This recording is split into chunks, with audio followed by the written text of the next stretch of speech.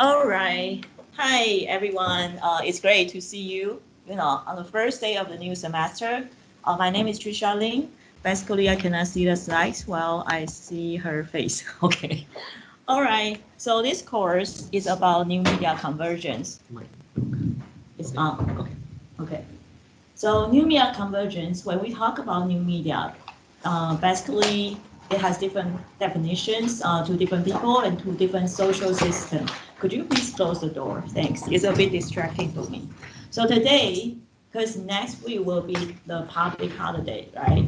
So I'm going to use at least 2 hours or 3 hours because it depends on after the course introduction. I'm going to share you some of the idea about new media and also the innovation, disruptive innovation concept.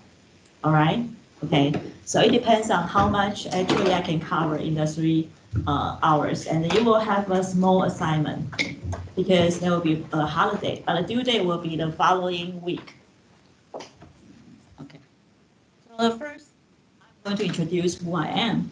So my name is Trisha Lin. Basically, I returned to Taiwan 4 years ago. I used to teach in Wei School of Media and Communication, Nanyang Technological University in Singapore for 9 years. And I'm an alumni of Chengchi University while I was the undergraduate student. So I'm a Taiwanese, but I lived in Singapore for 9 years. I got my master and the PhD in US. So basically, I have some international experiences. And for the first 3 years, when I came back to NCCU, I taught 2 courses each year, here for the IMIX. And just the last year, because I become the associate dean and also a department chair for the radio and television, so I couldn't actually have enough time. So I feel a bit like, how to say that, missing, the English courses. So I'm going to come back again. So I propose to Professor Kang, the current IMIX director. I'm going to offer new media convergence this semester, and the next semester will be something about smart technologies. And so basically, I'm more into the emerging technologies and the impacts on 3 different levels. So it includes the individual level, which is user, and also the master level, which is the organizational level, and also the macro level, which is the industry level. And why? I don't know, because I just like something new. I'm a bit like a futurist, and I use this method. So basically, I have conducted a lot of research at the 3 levels, and also with qualitative and quantitative. Now also there's something about big data. So that's a good news for you, I think, because I can accommodate the topic that you want to explore. Okay, so now I'm the professor for the radio and television, and basically, some people may ask me why in radio and the television, because I think my background is a long time ago, working in the broadcasting industry. So I used to be the TV reporter, anchor, and also producer for programs, radio and television both. So I'm very interested in the audio-visual technologies. So some of my past studies that I will also share with you, including location-based mobile advertising, and also including the multi-screen social TV. So these are the topics I think it's very interesting to me. Okay. So, all right. So about the research, because of course there are some citation numbers. Okay. So I graduated from Hawaii, and you may ask me, oh wow, Hawaii, paradise, and did you even study? Yes, I finished my degree in 3 years, but I passed 4 qualification exams. So they were very tough, but I enjoyed my time there. Not because beautiful weather and the rainbows, but also because it really stretched my comfort zone, not just in the communication information area, but also I learned human-computer interaction, management of information system, so which is beyond communication and the information theory and the planning and policy. So I have 4 different areas, and I think it fit very well to my current or the past career when I became the junior scholar. Because I do see after the internet and then now mobile and even AI, there are very huge changes and the technological advances just accelerated, right? So you have to know the boundaries between the media and technology actually has been blurred. So that require a lot of collaborations with different people. For instance, right now, if we want to study AI, definitely I'm not going to be able to become the technologist, but I have to understand their languages and see maybe there are some areas that social science actually can help. For instance, the ethical issue, some gender bias, or some like a health data privacy. There are lots of things that social scientists can do, but usually we follow what the technology actually move, which very fast. They did not think about the social impacts or what may happen, not so desirable or positive. All right.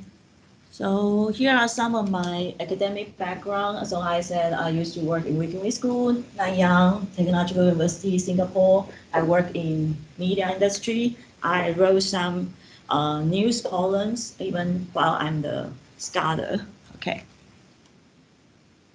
Okay, I think more important is the research focus for you. Okay, so social technical aspect of the emerging interactive technologies or media. So which is more macro level, okay, also can be organizational level. That I not just looking at technology, I'm not a technology determinist, but I believe that social system like policy and also government and industry market and also user, even culture, they shape the trajectories of the technology developments. All right, and then social psychological aspect of technology, so which is more like user. I think lots of us concerned about why or how or what technology could bring some impact to individuals, right? No matter it's for commercial purposes or it's for psychological impacts, a lot of different reasons we concerned about user or the individual as the readers or audiences. All right, so okay, here are some topic I have done, right, and then I'm still doing. It's a bit outdated, but I'm still interested in AI, and I do something about social bots and how the computational propaganda influencing Taiwan's public opinions. Okay, and I just finished a cross-country project with 7 other countries: Singapore, Japan, and Korea, and also Hong Kong, China, etc. in India. Okay, so we're looking at the data innovation, privacy and security issues, and how actually focusing on 2 cases. One will be the COVID-19. Okay. All right, so that's lots of things I've been quite busy at, especially research. I really enjoy research, but my research, I would like the research to have some impact on society or industry, instead of just maybe talking about or criticizing about tests, or I really want to have some impact on human, no matter which level.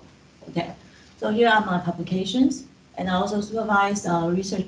I would say thesis student currently in IMIX, still have one, and then there are graduates from Singapore or here. Okay. All right. I know it may not be your requirement to actually publish your paper before you graduate, but it will be a great experience. Okay. This is a very like long-lasting, like 27 years journal. It's called 广播语电书, which is in Chinese, but they also open up for the English articles. And ever since last year, I took over. I just renovated the whole website. So we also have some this issue just published in January, and there was a professor from I think Ohio or somewhere. It's like in U.S. Sorry, I forget about the university, and she also published one paper talking about Trump and reality shows and how influencing the presidential election, those things like that. Okay. So editorial board. So you can, I will share the slides to you. Everything I'm not going to print out. I think mostly because I don't want to cut tree. I love our green earth. Okay. So you will have all the electronic forms in our Moodle. So I think all of you register can access to the Moodle. And I have arranged, I think, the first 4 weeks for you. So you can see the arrangement. Yeah, because we still have the add drop. So I don't arrange a lot, afterwards. Later I also tell you why. This semester particularly because I applied for the grant called Grant E. It's like Education Ministry's grant. So if I attended, which I called last week, but they couldn't be confirmed until March, end of March or mid-March. So if I got a grant, we will have even richer co-instructors to help us. Okay. All right. So if you have computer or not have computer, you will still access to the syllabus. Okay, syllabus in the Moodle. So basically, I would like to just introduce you. Usually the 4 weeks or the 3 weeks in the beginning will be I would say primarily taught by me. Yeah, because I will share about the fundamental issues, some new media approaches, and about innovation theories, and then some studies. And also I am going to ask your a little bit senior, okay? So 2 of my students graduated from IMIX. They both were my thesis students, and one of them currently almost got the PhD, from City University of Hong Kong. And he's an Indonesian, and then he is going to share the dual screening studies with you. And he also took the courses. So I would like him to share how actually should learn new media research, and then what is expected here and why it may be expected in your thesis. All right. His name is Jeffrey, and the other girl is Fabi. Fabi also is an Indonesian, just graduated last year.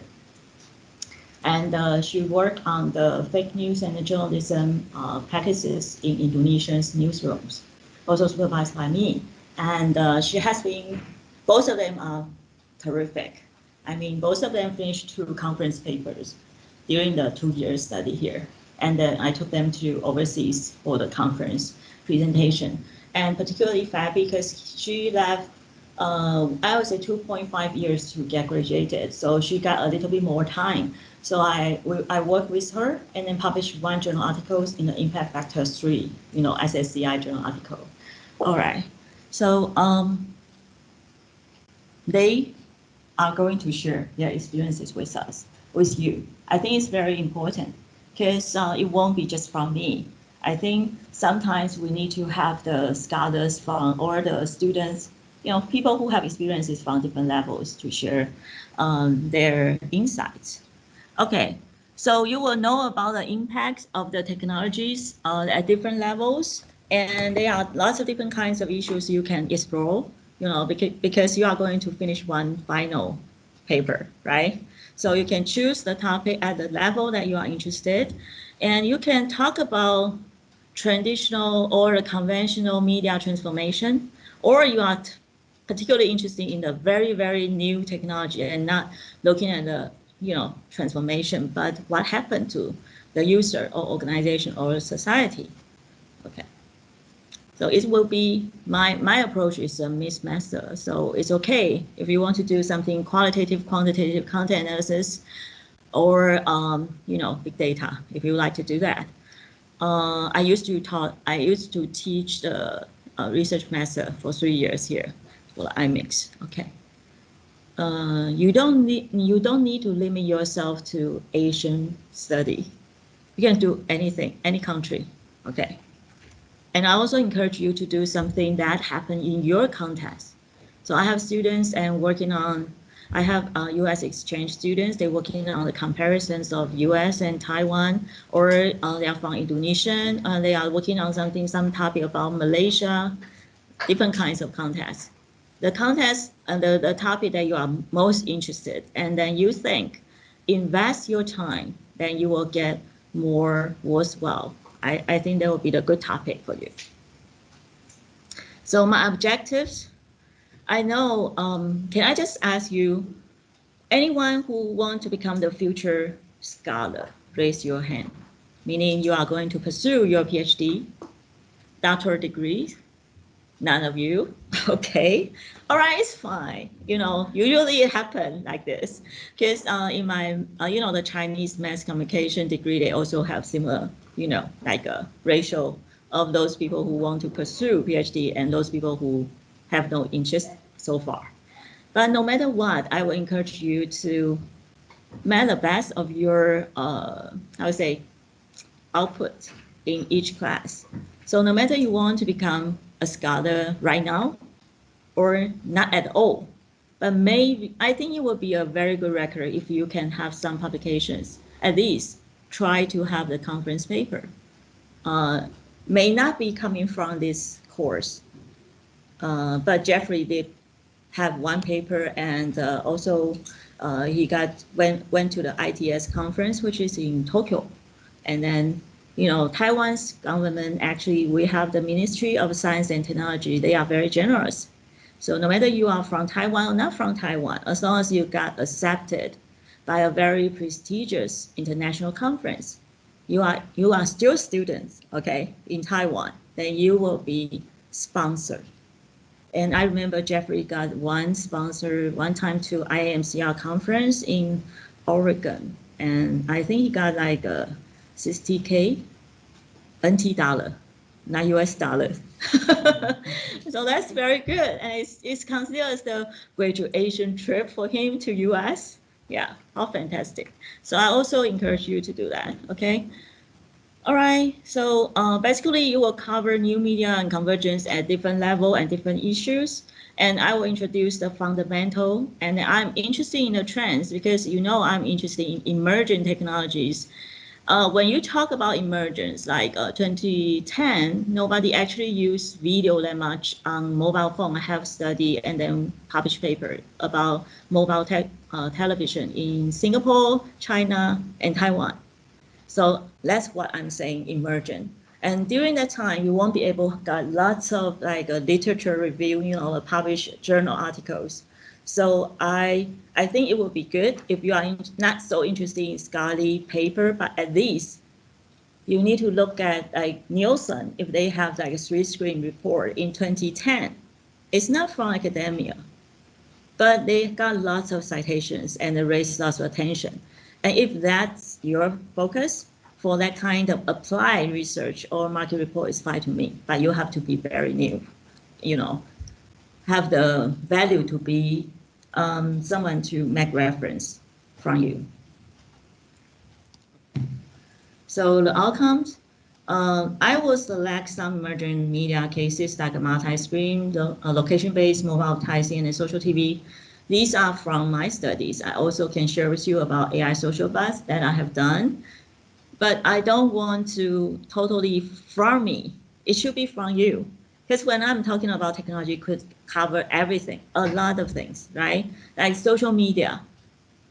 You can start it from the old social media, Facebook, to a very, very new social media to like, at least right now, it's like Clubhouse. I think it's considered as social media. You can talk about mobile dating. You can talk about anything. So it's a co-construction process.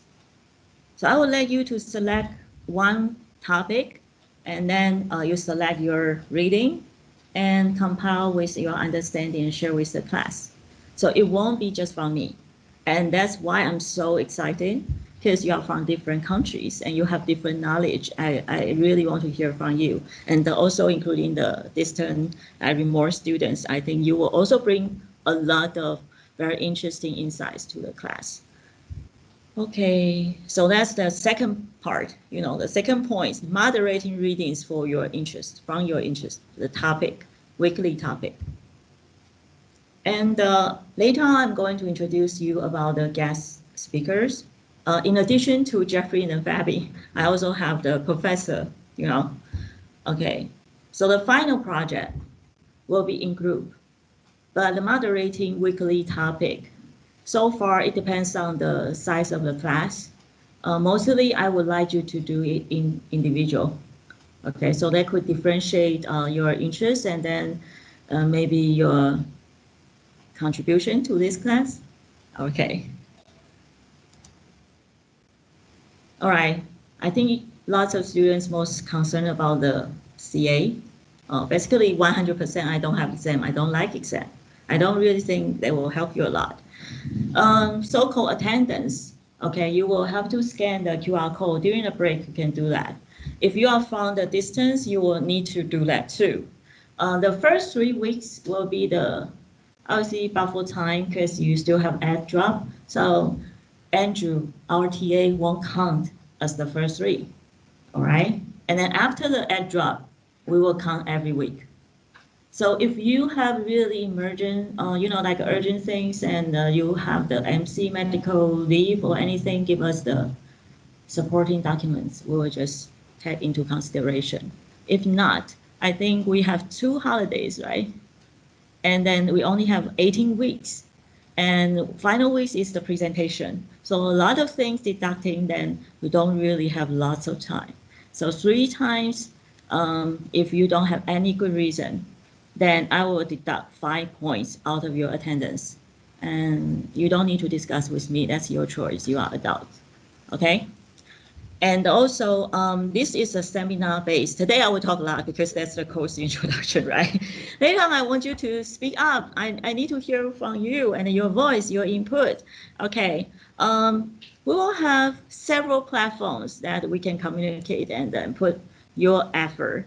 One is the Facebook group. I'm going to have give you the link in the slide.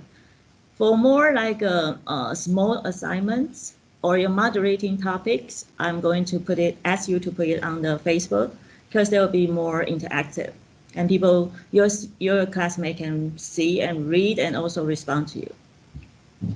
But for something like maybe more for long term, like reading assignments that you can go back to, syllabus, and also your midterm proposal PPT or the final paper submission. These will be up to the Moodle. Okay, I think it's safer and won't go away because the timeline. Okay, I can go back and then can give you marks. All right. So if skipping presentation, I don't think that will happen again unless you have very, very, very, very important things that I may take into consideration. Otherwise, you will consider no presentation marks. And don't worry, only 5 points for presentation. And you will still have to submit the, writing or things like that. But of course, you don't want to miss 5 points. I think that's also very important to you. And I would like you to be present and with us, no matter you are from the internet or you are with us here. Okay. Any questions so far? Okay, these are the less complicated part. So this is not so complicated, but also important part. 25%, I talk about your co-construction process. So there will be topical presentation. So you select one article related to the topic and before your presentation, because it's a co-construction, so I would like to know what you are going to share, including your topic, your paper, and also you have to propose one question for that paper. The 3 things need to get, I would say, discuss with me and get approval from me 1 week before your presentation. And why I ask for 1 week before, then you will give the time for your classmates to read. So when you want to discuss something intellectually with your classmates and have good responses, which will become into your points, then you will need some time for them to read and to think. Okay, so that's the meaning of that arrangement. Since it's about new media, we don't talk about history, and it should be new.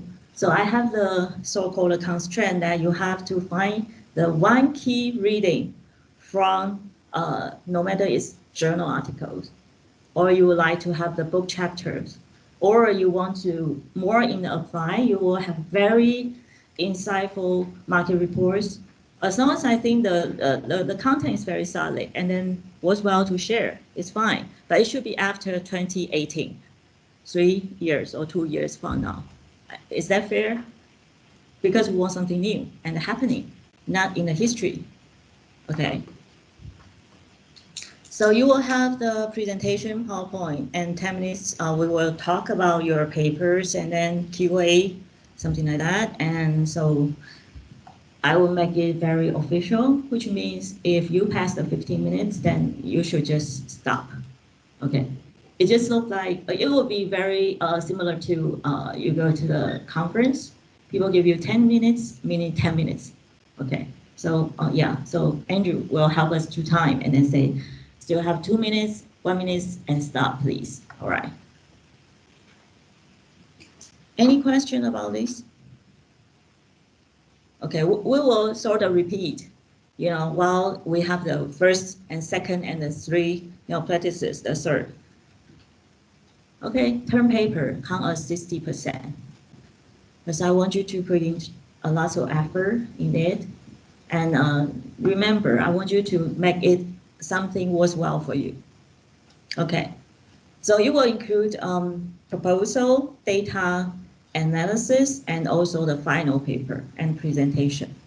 For the first, these slides, I don't need you to write out like a written, what I'm saying is that like a written paper form. Because why? After so many years experiments, I think people change the topic, change the thoughts, change the angles all the time. So when I ask you to think, you really need to think.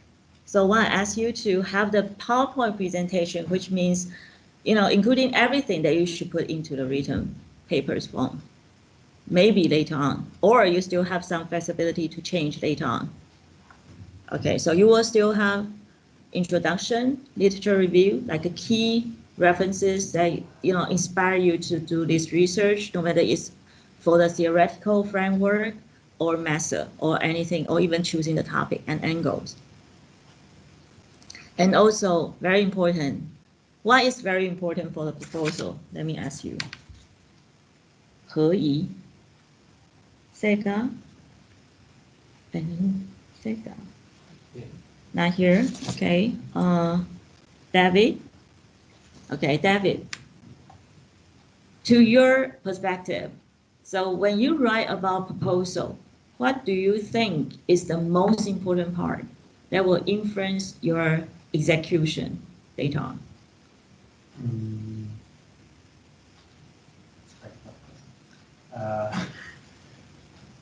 Methodology, like yes. The methods that you're going to use. Yeah. How many of you actually have the experience to really, from the beginning to the end, collect data, analyze data, and write a paper? Can you raise your hand? Not yet, right? And this class will be the first time for you.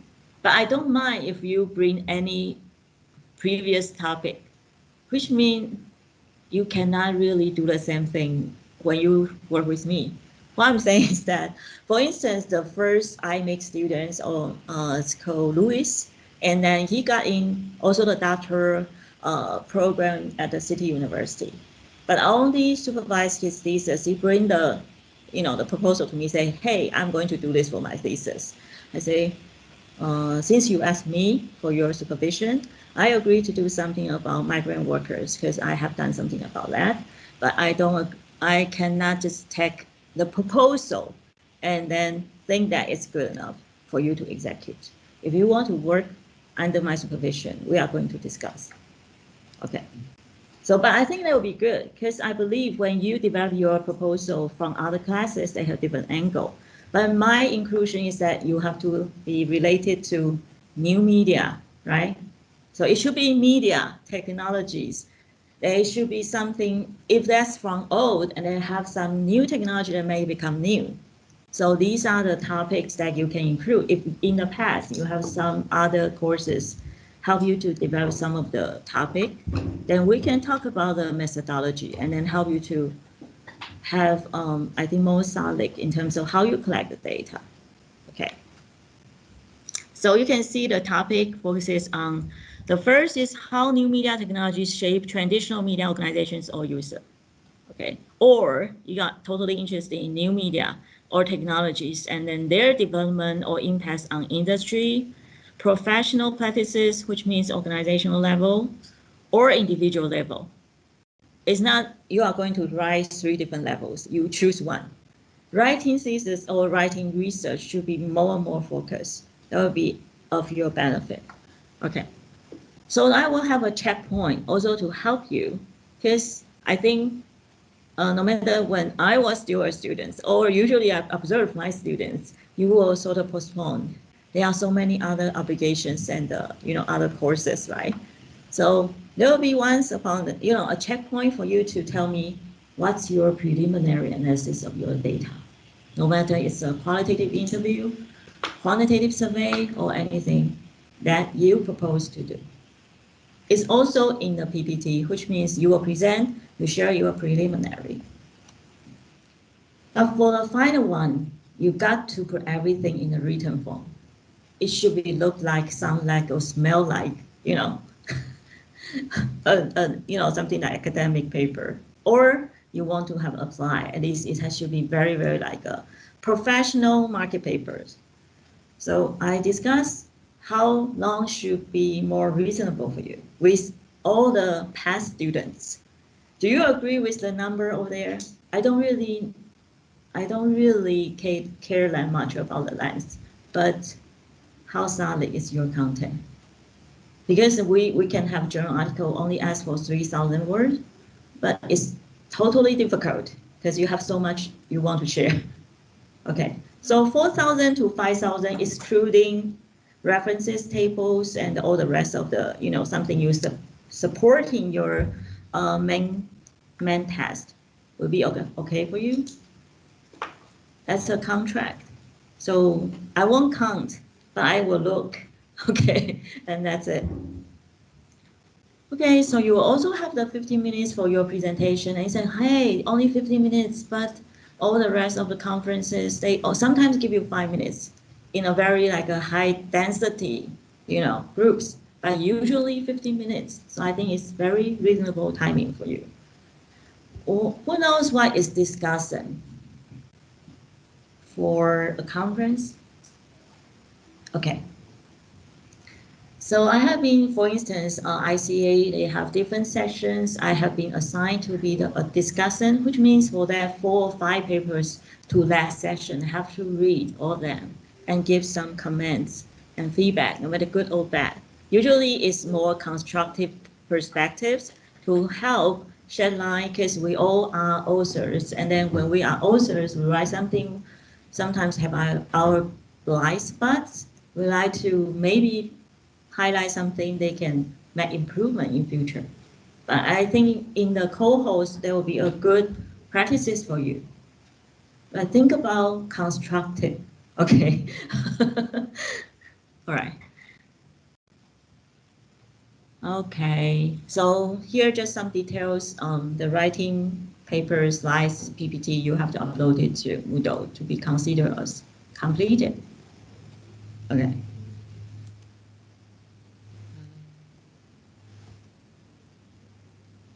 So you will learn a lot of things, I believe, and I hope, have the knowledge. And then because we are from different cultures, countries, you will share. There will be a cross-cultural communications here and the learning about the phenomenon. Because even the same technologies won't be the same in the different countries. So that is really interesting. I have Germany students study different the same topic will have different results from students from Asia. Okay. Okay, so this part, I'm going to share with you 2 kinds of syllabus. But for the first 7 weeks, you don't need to worry because they are totally the same. But after that, because I have to accommodate a very, I would say, sorry to say, sluggish administrative process from the university, I don't know whether I got enough money to find excellent guest speakers for you or not. So I have to do this kind of alternative plans for you. Okay. So if I luckily get, which I think we have very good chance, okay, to get the grant, I will have 2 other professors, Dr.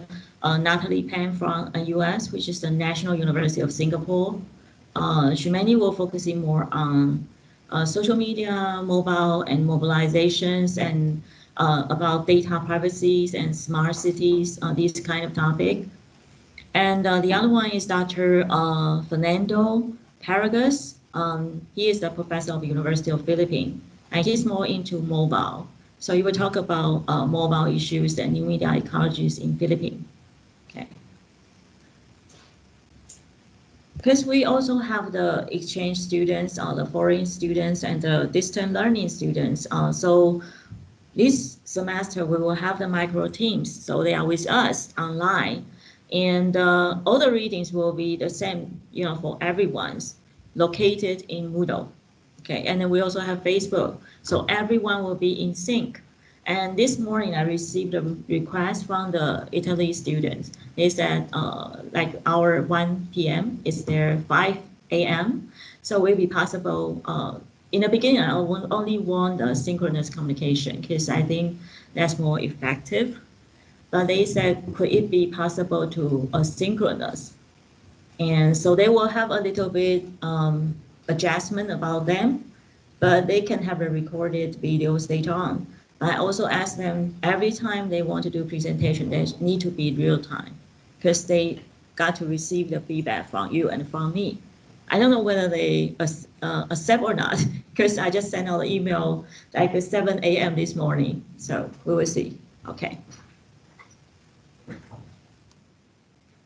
Okay, so from the syllabus that I put up to Moodle right now is the general one, which means I did not get, I haven't got the grant yet. So we have the introduction today. We are going to talk about understanding the new media, disruptive innovation for today. And then the week 3, we will have the convergence, what is about new media convergence, and some theoretical implications. And week 4, Jeffrey and Fabi, they will be with us, talk about their research in the new media area and how they actually learn from this class, and then how they go beyond to do something to their thesis.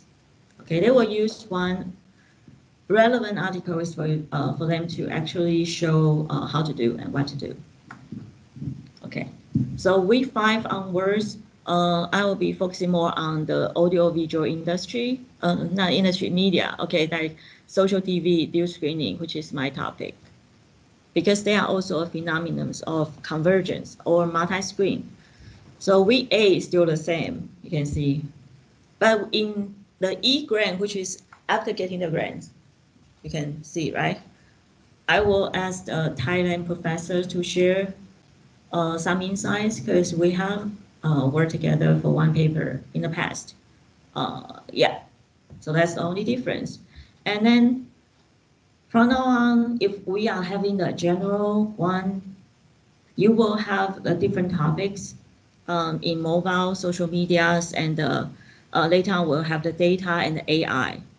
But I will be the key instructors with your help because you will bring in weekly topic discussion in relation to what happened each week. Okay, but it won't happen before week 7, so you don't worry about that. Okay, so that's why I adjust everything may happen in the, last half of the semester. But if we get the grade E, then you don't really have, I would say I don't have enough marks for you to work on the moderating paper. So, but we will know everything by March.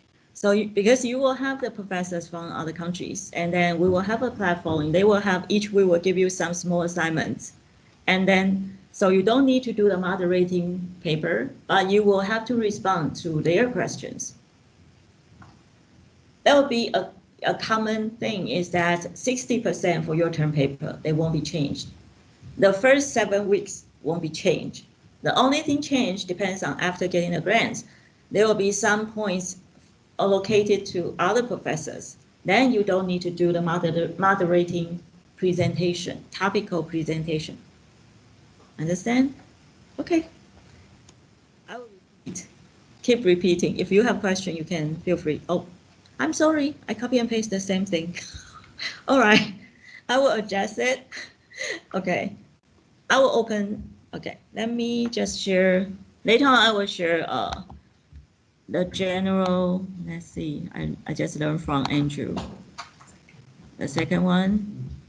And okay, let's look at the syllabus. Right, stop. So okay, I think it's this one. So this should be the syllabus that you can access to. No, that's the e-plan.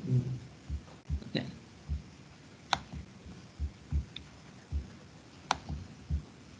Sorry, give me a second.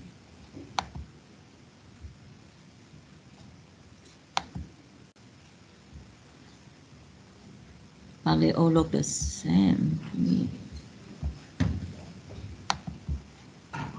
Can you help?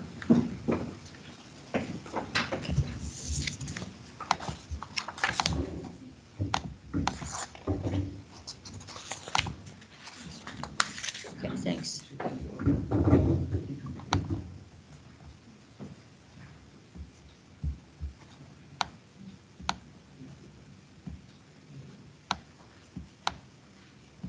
Okay, so remember we compared to week 8, right? So week 9, we will continue. If that's the general plan, I will work on, we will talk about the social media engagement. So you can see the moderating will from week 8 after your spring break, which is a good timing, right?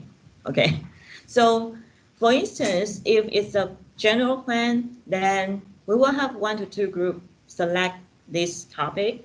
And so before that, I mean, before your spring break, you should discuss with me what you are going to do and what kind of topic, what kind of questions in relation to the proposed, one key reading that you find.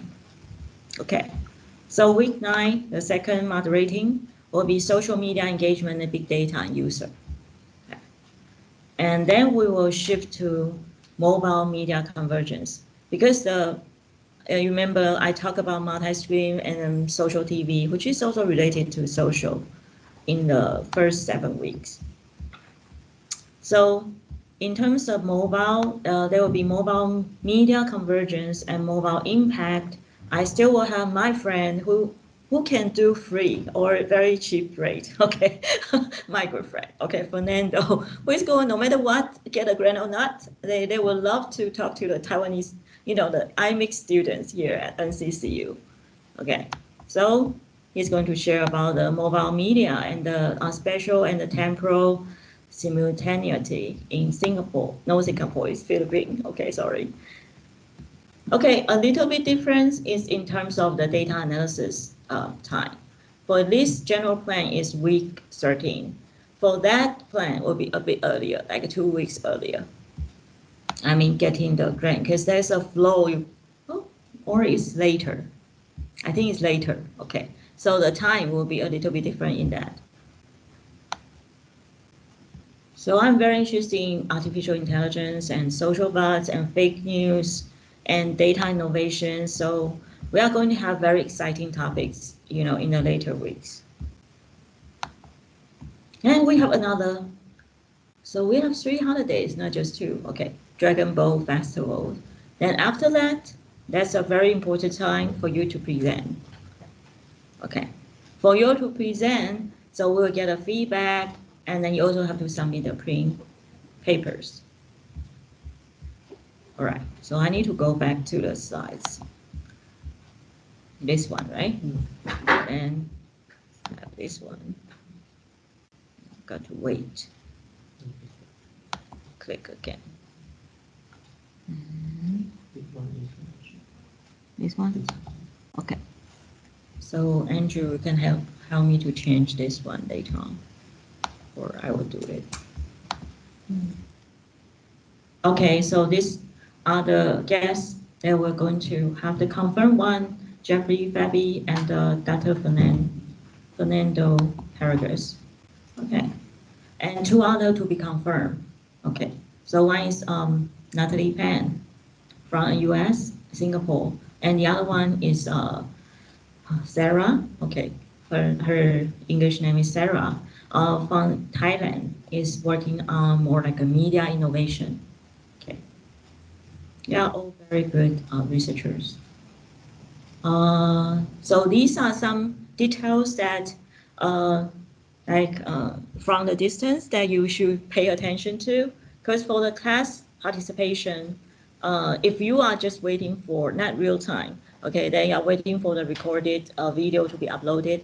I ask you to have 24 hours before, is the time limit. But for our class, we have real time, all the real time students from the distance, then we will have a fixed deadline for everyone to apply. And presentation should be real time. Okay, so I think this course, what I want to bring you is that future is here, but future always like in our brains first, or sometimes it occurred long time ago in the sci-fi movies. So we have picture of our future, but what kind of future become reality? And that's very interesting, right? It's not just about the intuitive, projection about the future, but there's lots of things that build on our brain, and some technology become available, and then we sort of follow the trajectory and it become to make it carry out. And so this course will be for futurist, and I'm talking about not just technology is everything and determine everything. Technology not live in the vacuum, so we will looking at the social, economic, political issues or cultural issues or different kind of factors. And I want you to bring your input. So it's a co-construction, evolving course, because every time, even some maybe the weekly topic I will be the same, but I'll never get the same. It's like you step into the water. You will never be at the same point twice, especially for this class, because I have different good students from different parts of the world. So that's terrific. Okay. All right. So we want to be the, knowing what is going to happen or what we expect to happen, what we want them to happen, and then we do some research about that. Okay. Now it's the time for our teaching assistant Andrew. He said everyone knows him, but maybe there are some exchange students or from the distance they don't know you, and he will help a lot in terms of the technologies and logistics. Hi, I'm Andrew from second year IMIX. And if you have anything, so you can contact me regarding the class. Hi. Okay, that's all from me. I think all of you know me, right? Yeah. Okay. Thank you. Okay, so you don't need to introduce you. Yeah. Okay. And then you have something to remind them. Yeah, I have something to remind you. Please be on time to the class because we will scan the QR code at the beginning of the class. And the distance learning student need to scan the QR code as well. I will change the slide. And if you are going to absent for the class, please send email to Prof. Trisha and also CC me before the class because I need to take attendance. If you cannot access to Moodle, please email me. Okay, thank you. Thank you. I think now is a good timing actually to have questions, and when you come back, I would like to hear from you, who you are, because I don't know you. You know me now. Andrew no need to introduce himself, but I introduce myself, to be fair. So even though you may know each other, if you know each other, just briefly talk about where you come from, your background, and then talk about what you actually want to learn from this course. Or based on my introductions, you may have some questions or feedback at this point. All right? Okay? So any instant questions for the introduction so far? No? If not, I think it's a good time to have a break. And have the break, coming back and tell me or tell each other what you want to learn from this course. And then we will follow by my lecture after that. Okay, thanks. Okay, so we are about to introduce yourself, but we will start from our friends, our new friends. I think they are right now, 6 a.m. 7 a.m. for them, very early, but they still join us. So let's start with Melissa and then Lucas. Okay, please tell us who you are, what you want to learn. Okay, hello. My name is Melissa. I'm from France. And, I'm 21, and I decided to join the class just to know more about cross-cultural communication. Okay, so are you happy with the syllabus so far? Yes, yes, of course. Okay, thanks. So you are from French. You are a Yes, French. Okay. yes. Okay. So now, Lucas, it's your turn. Hello, I'm Lucas. I'm from Germany, but I'm also half Greek, as my father comes from Greece. And about the course, I took it to see how big organizations cope with the new media and also the cross-cultural differences between Europe, but also the Asian countries. Yeah, I'm 25 and I study in my master's degree now at WHU, Otto Beisheim School of Management. Yeah, and I like the course so far. Teams is working well, so it's easy Thank to you. follow. Okay. Yeah, also very happy to have you in a very early morning. And I think I think all of you actually, the friends from the distance are in the, I would say, management or business school right now. So both of you also, right? Okay, good. So now it's our IMEX students, our NCCU students' turn. So who want to go first? I think you will need a microphone. Maybe can just pass around so they can hear you. I think I'm okay. Can you hear me? I'm close enough. I think. Can you hear him? No, not Okay, really. okay, okay, all right, Okay. all right. 看不到你。看不到你。对，这个可能要转一下。 Maybe you can come forward if it's your turn. If the light is not on. No. Um, Hi, my name is Oğuz. I'm from Turkey, and this is my second term at IMEX. Actually, I haven't really signed up for this class yet.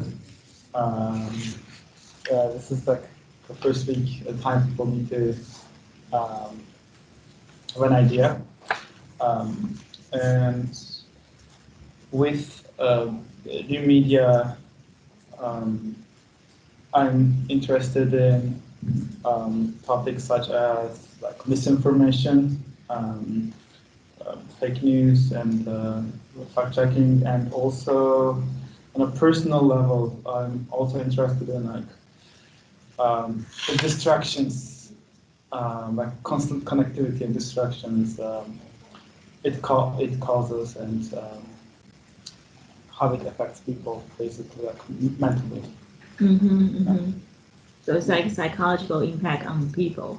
Yeah. Yeah, in terms of technologies or fake news. Because like I think I had like issues in terms of my attention span.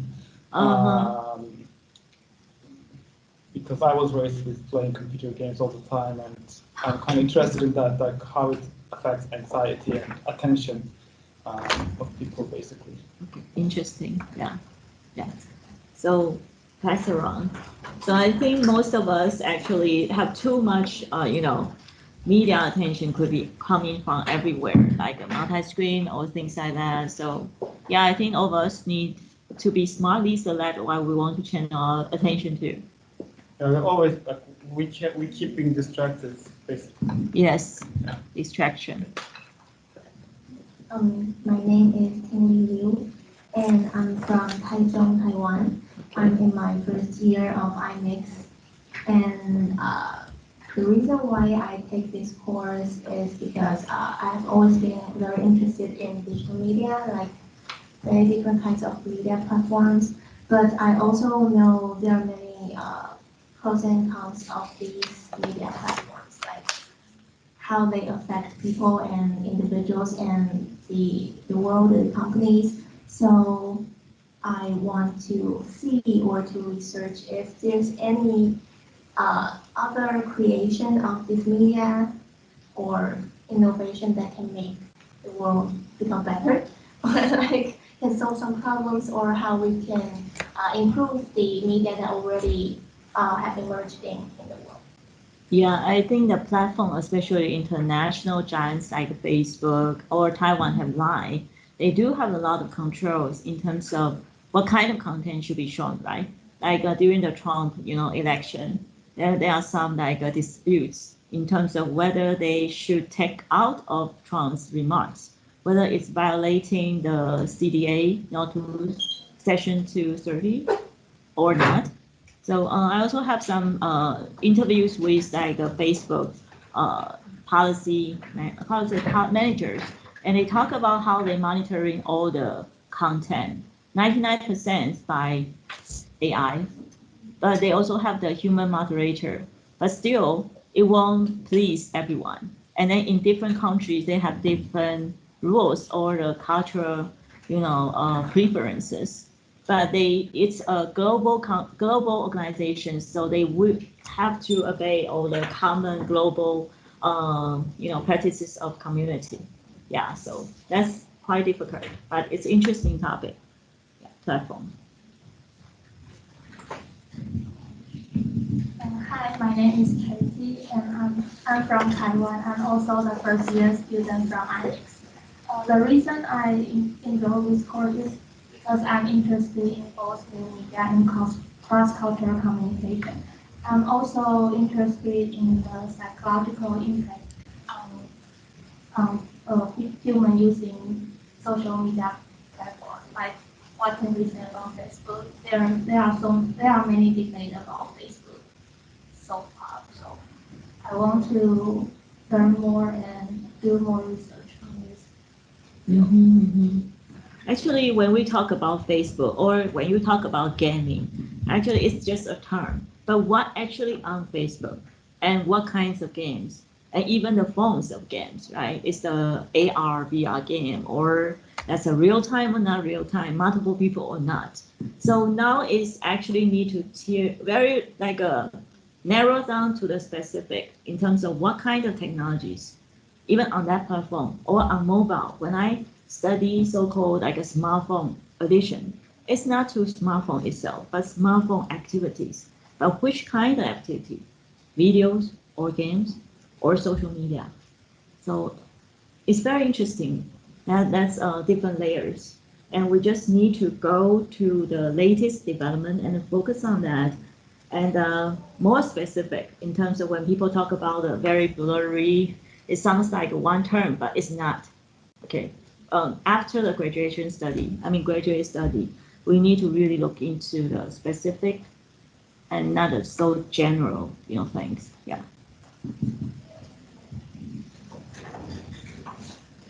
Hi, I'm Lorna, and I'm from Taipei, Taiwan. I'm also in the first year of IBS.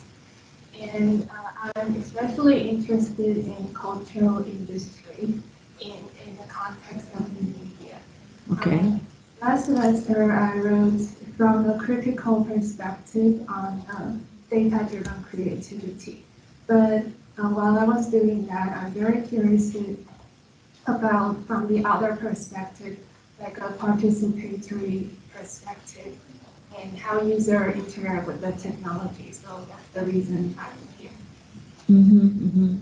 I think it's very interesting when you talk about data-driven, and then it's more from critical study perspectives, because when I first mentioned about my interests, certainly I learned cultural studies and the critical studies and all the different approaches, but I think you should find something that suits you better.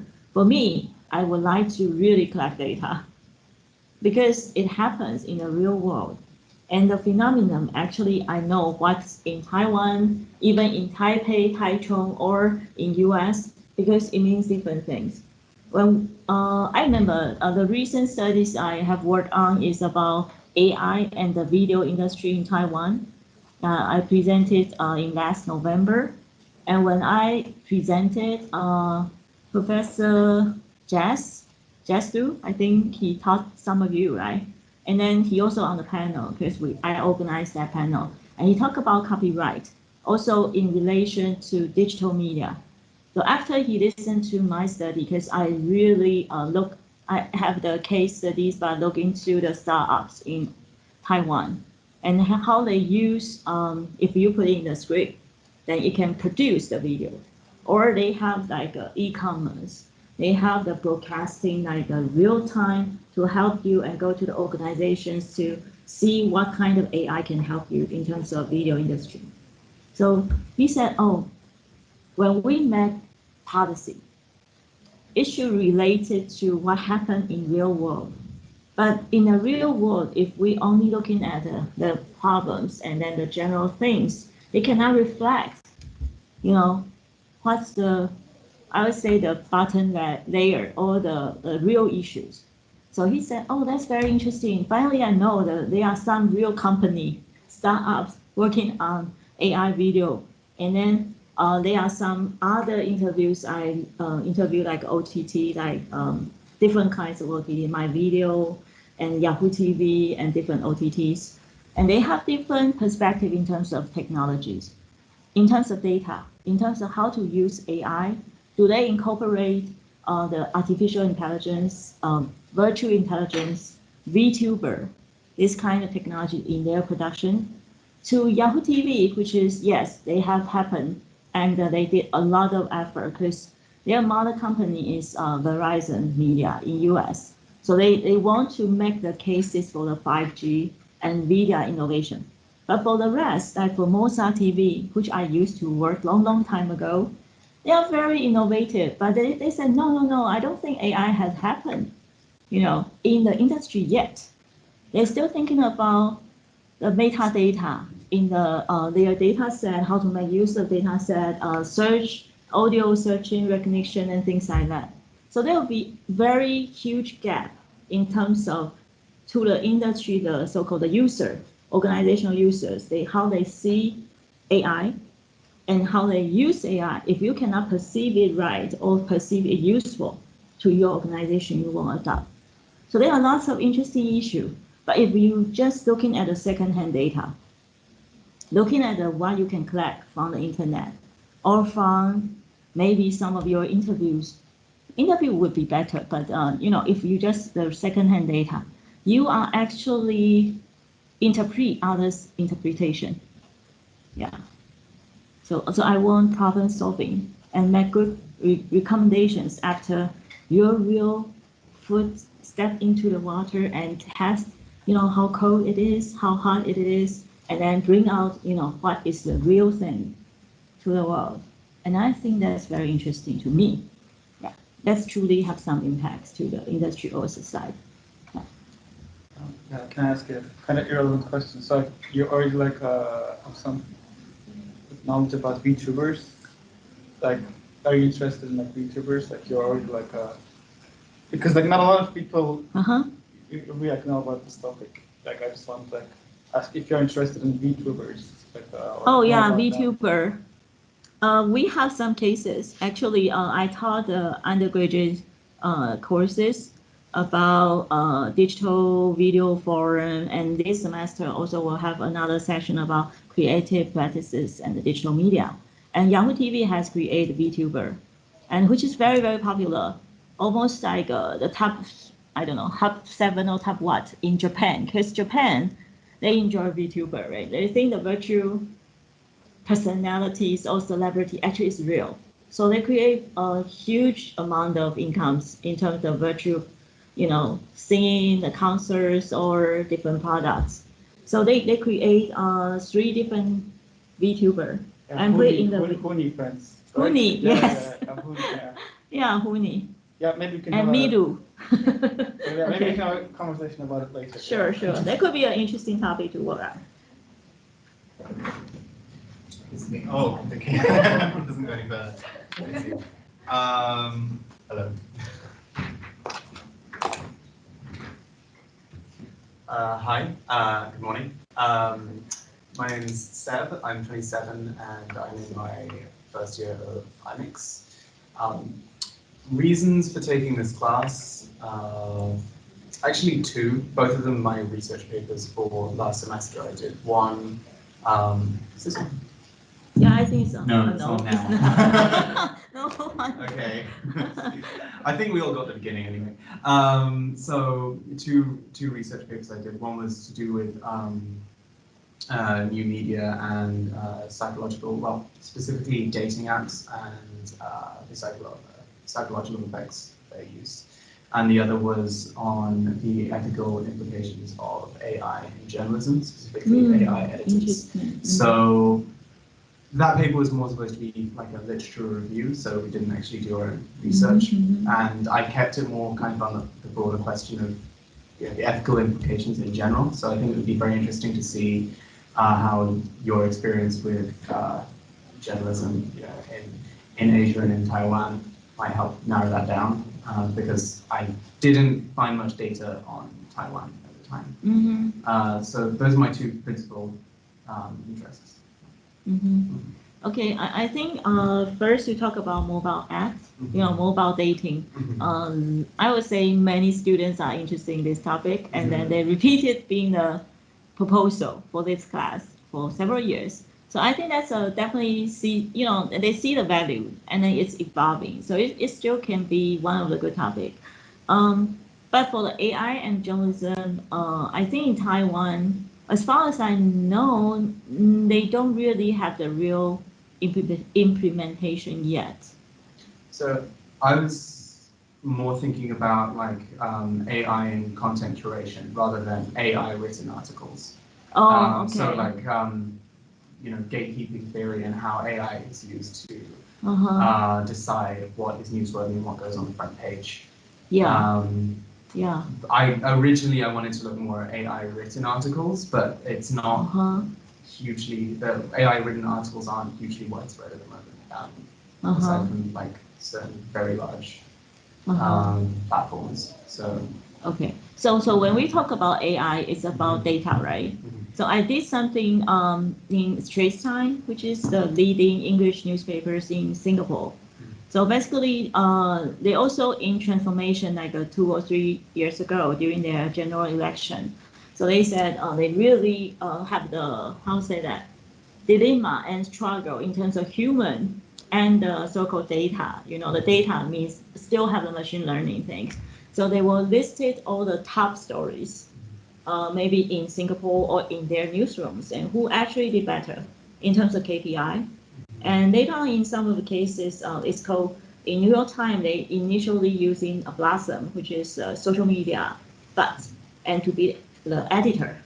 And it can never sleep, and then read 300 papers or more each day, and select the best papers that can erase the human effects and become the top reading, top cited, or more viral spread out. So that's something actually I have followed for a long time, and there are some paper actually I also shared through the past few years. That's ethical issue definitely. When you talk about big data, we have data journalism. So meaning that we need to read data, interpret it, and then be the so-called translator or interpreters for the readers.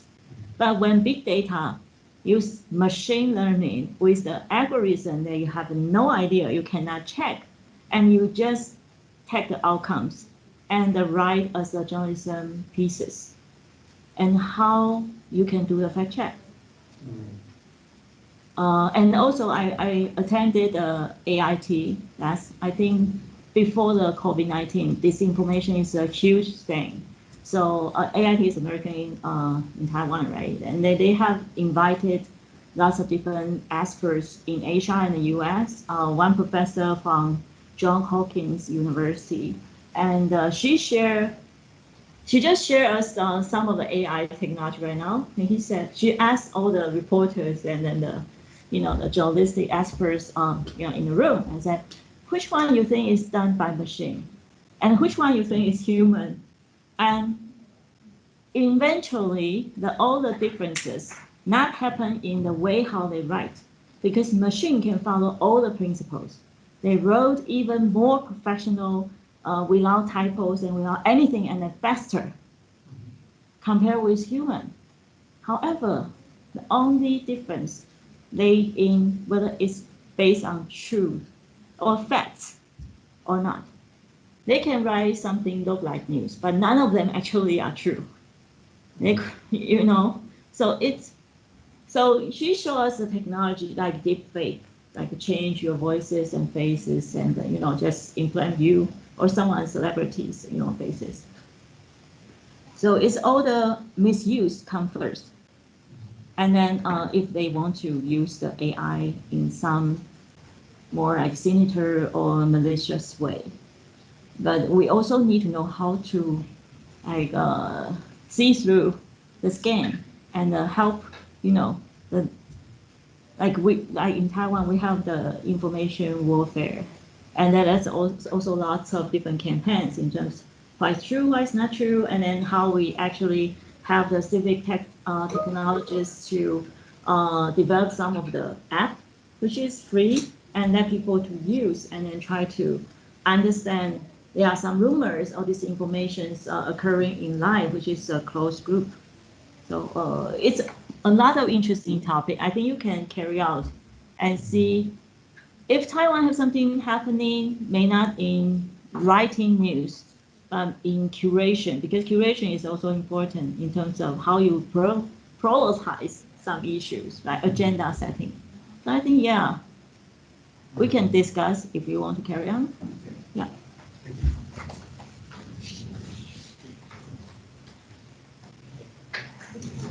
Hi, I'm Davide. I'm Italian, Hi. and I came from. My background is more political science than communication. So before this, I'm still mostly interested in propaganda, especially extremist organization propaganda, what I kind of like to discuss about. And those political parties or the commercial businesses mostly propaganda? Straight up terrorist organizations. Like I worked a lot about Al-Qaeda or ISIS communication. And it's a lot related to social media, to new technologies.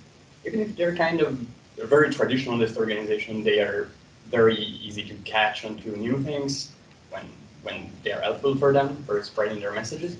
So yeah, that's why I took this course, because new technology are always very important in this topic, like on how they spread their messages, how they work. So. Good. So you are more into organizational level of understanding. Definitely. Yeah, so definitely that's different. Because lots of people looking at individual, but organizational, like I do organizational adoption of newsroom technology, digitalizations, or the newsroom do the fact check, they'll be very different.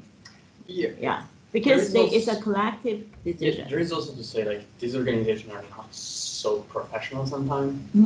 Like I worked a lot in the case of ISIS, and like, they were doing super great at spreading their messages because they had a guy very, very good at it. When this guy got killed,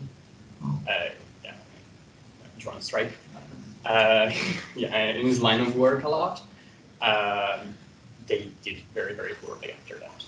So there was just somebody. Sometimes it's just a person. It's not really a good organization. Okay. Most, kind of organization. Yeah, interesting. Just bring more later. Okay, look forward to hear from you. Maybe you can extend it here and we can turn this around. It's okay, you can pass the mic first. Thank you. Well, maybe next time we can follow the, while this month. Yeah. Hi. Hi. Hi. Yeah, my name is Ari. I'm from the Department of Journalism. Starting to wonder if this is open to all the characters. Oh, it's okay. Okay, Yeah, sure. We also have the Melissa, also, I think, undergraduate. I'm from St. Vincent and the Grenadines. That's in the Caribbean. Okay. My background is in journalism. I was a journalist at a newspaper. So most of my interest usually comes from the effect of new media on traditional media. Because for one example, we're a third world country and we usually deal TV, radio, newspaper for sources of news. And one guy came to Taiwan and studied and started an online newspaper, which then started giving problems for the other news sources. So, but then the issue is that although these online news sources are social media or Facebook, YouTube, they still cite the newspaper, they still use the traditional media. So I'm really interested in how they can work together to be mutually beneficial, or if it will eventually just cause the downfall of traditional media. Okay, so I think you can have two aspects. One is looking at how Taiwan right now you are situated. Some new technologies can help your country, or you can also look at your countries and then understand what's happening there and see what is lacking, what could bring the opportunities to you. Yeah, so I think that there are two angles you can approach for your final or for your weekly topic. I think very interesting to know what happened in your country, a different context. Okay, welcome. All right, so the other side of the room. Thank you for coming forward. Go, Ma.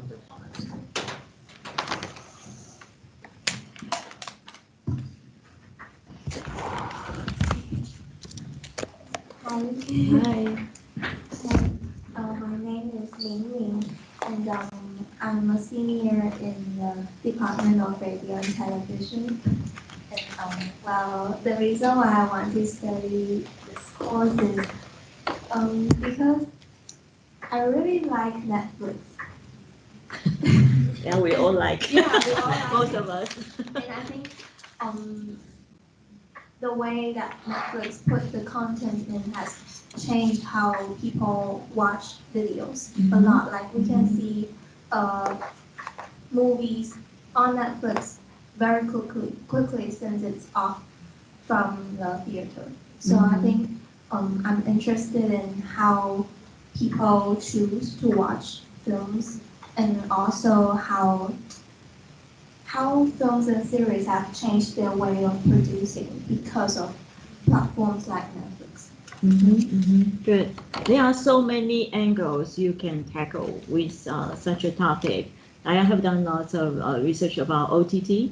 It could be more for industry levels and then understand maybe some strategies, say how to come up with the national teams, that kind of concept. We can go to organizational level to look at. I have both chapter about Yahoo TV, and the other one is public broadcasting station. They have their own OTT, but with different resources and the focus and also challenges. Yeah, but why they want to build up the OTT? I mean, from Netflix, because they said we smartly use data, and so we understand the user insights, and that's why we can know what you want to watch and appeal to you, be more successful. So since Netflix, and then all the cable TV and all the TV station, they start thinking about data. But do you know that cable TV, since they have set-top box, they already got the data, but huge data, nobody knows what to do and how to do it. What's the meaning? Even now, when I was invited to maybe listen to some of the industry players sharing, they still have difficulty, like Haibo, which is one of very leading cable TV station. They would like to transform into maybe more like they provide internet, they provide different kind of things. They're thinking about smart cities. So they said they would like to offer some services like smart lighting, to have the surveillance, to help the society, because they need to spin off the businesses, not just looking at cable TV. In Taiwan, cable TV used to be like 80% above penetration. That's amazing number to the world. But it's never could be that, I would say, prosperous again, because the OTT and the internet videos. So they need to think about the transformation, and then you can look in at different kinds of issues. Yeah. I think they try to combine other services together. Yes. Yeah, they need to survive. That's also a evolution for the industries. So I haven't seen your name. You want to add? I think I will successfully add in the details. 还有名额 Okay, sure, sure. All right. Hi. Hi, my name is Lee. I'm from France also. I'm a first year student in Army.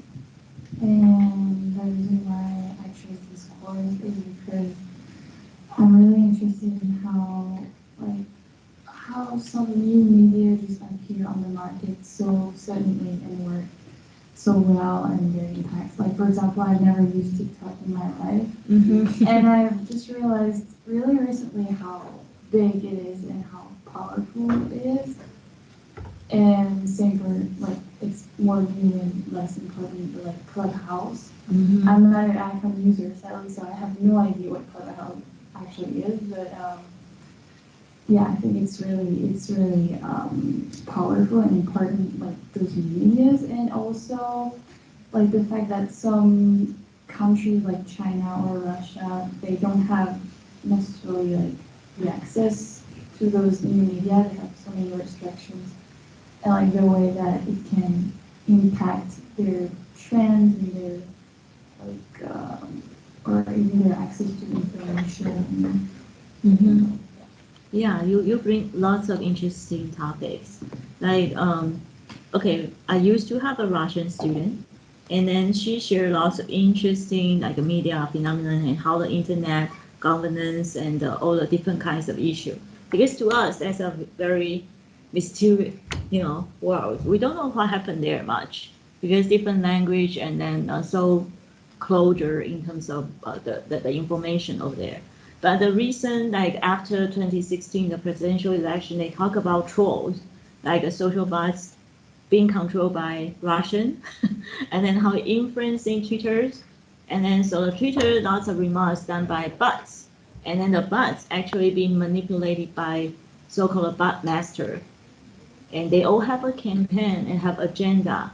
So there are interesting, maybe video I can share later on, how they actually not just using bots, but using human to penetrate it into the information systems. And then looking at more like a split issues, like maybe same-sex marriage or the gender, not gender, the racial issues and like police brutality, that kind of issues. They always have the polarized groups who support. They will just put their people in each side. They don't really pro anyone. They just want to agitate each other. And with the bots, all the information can be broadcast and transmitted immediately, virally. Especially what's scary is that we don't know they are bots. We thought they are human. Okay, so that's one issue. So you also mentioned, I forgot earlier, you also mentioned lots of, the first issue is about? Just use like younger people maybe they use like TikTok. Oh, TikTok. And yeah, when you talk about TikTok and the Clubhouse, right? Yeah, why people adopt is an interesting thing. But who actually behind and what are the risks? Another interesting topic, because I just read something today, talk about Clubhouse. I think it just became very, very virally popular, I think in February in Taiwan. And then you will have to fight for, and someone introduce you to be into the house.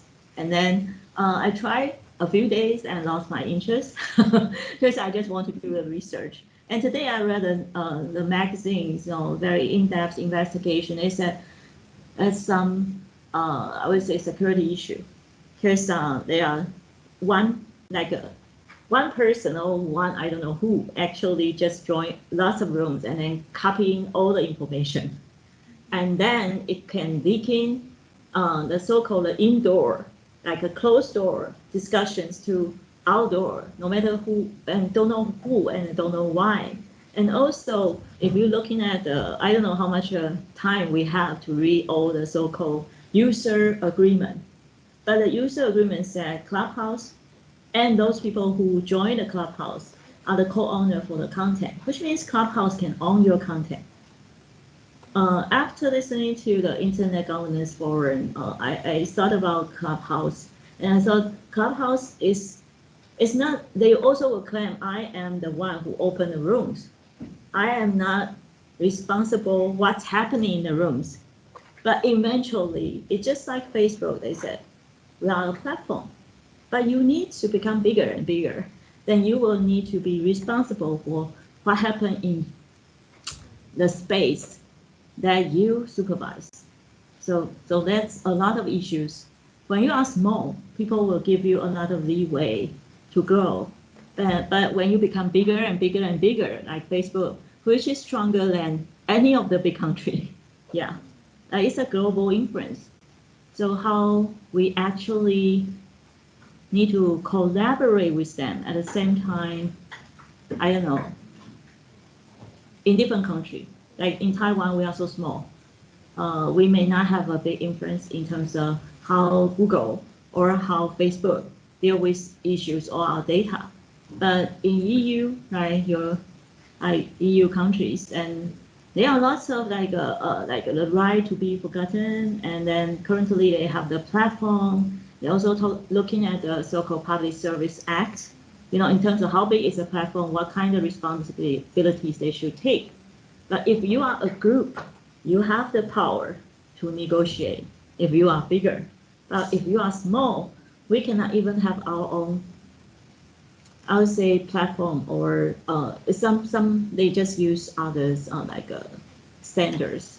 Like when we have digital TV, there will be only two kinds of standards in the past: the EU standard, DVD, and US standard, not NTUC. I forgot about the name. But anyway, but no matter what, it's just two sides of competition. It's a global competition, and now we have China. So three sides of competition, and all of the rest, we have to take which one is fitting our countries, and for what kind of reason. Yeah. So lots of interesting issues that we can think and discuss. DVD, the other one is. Hi, and my name is Esther. Esther. Yeah, I'm from Malaysia, and I'm also from the Chinese Master Program in Communication. Yeah, the reason I want to take this course is because I think, just like everyone, I'm very interested in new media, and I think that new media can have a very big impact on people. So I would like to learn more about it. And another main reason is that I think that I was learning in a Chinese environment, so I think it would be good for me to learn some courses in English. Yeah. Yeah, I think Malaysians always impress me with the multilingual capabilities. So they have not just Chinese, Mandarin, a different kind of dialects, and English, and yeah. So I welcome you here. Yeah. And I also interested because I used to live in Singapore. Malaysia is just neighbors. You always visit there, and you have lots of Malaysians to have interacted with, like no matter it's in business, colleagues, or whoever. Here I have students from Malaysia, and then I think back then she was interested in the journalism issues, and also some of the political complexity during the elections, and using the social media, how to influence the results. Yeah, so that's also something you can dig into. Okay, welcome. Okay, so can you hear? Hello, can you hear clearly about your classmates sharing? Okay? Yes. Okay, good.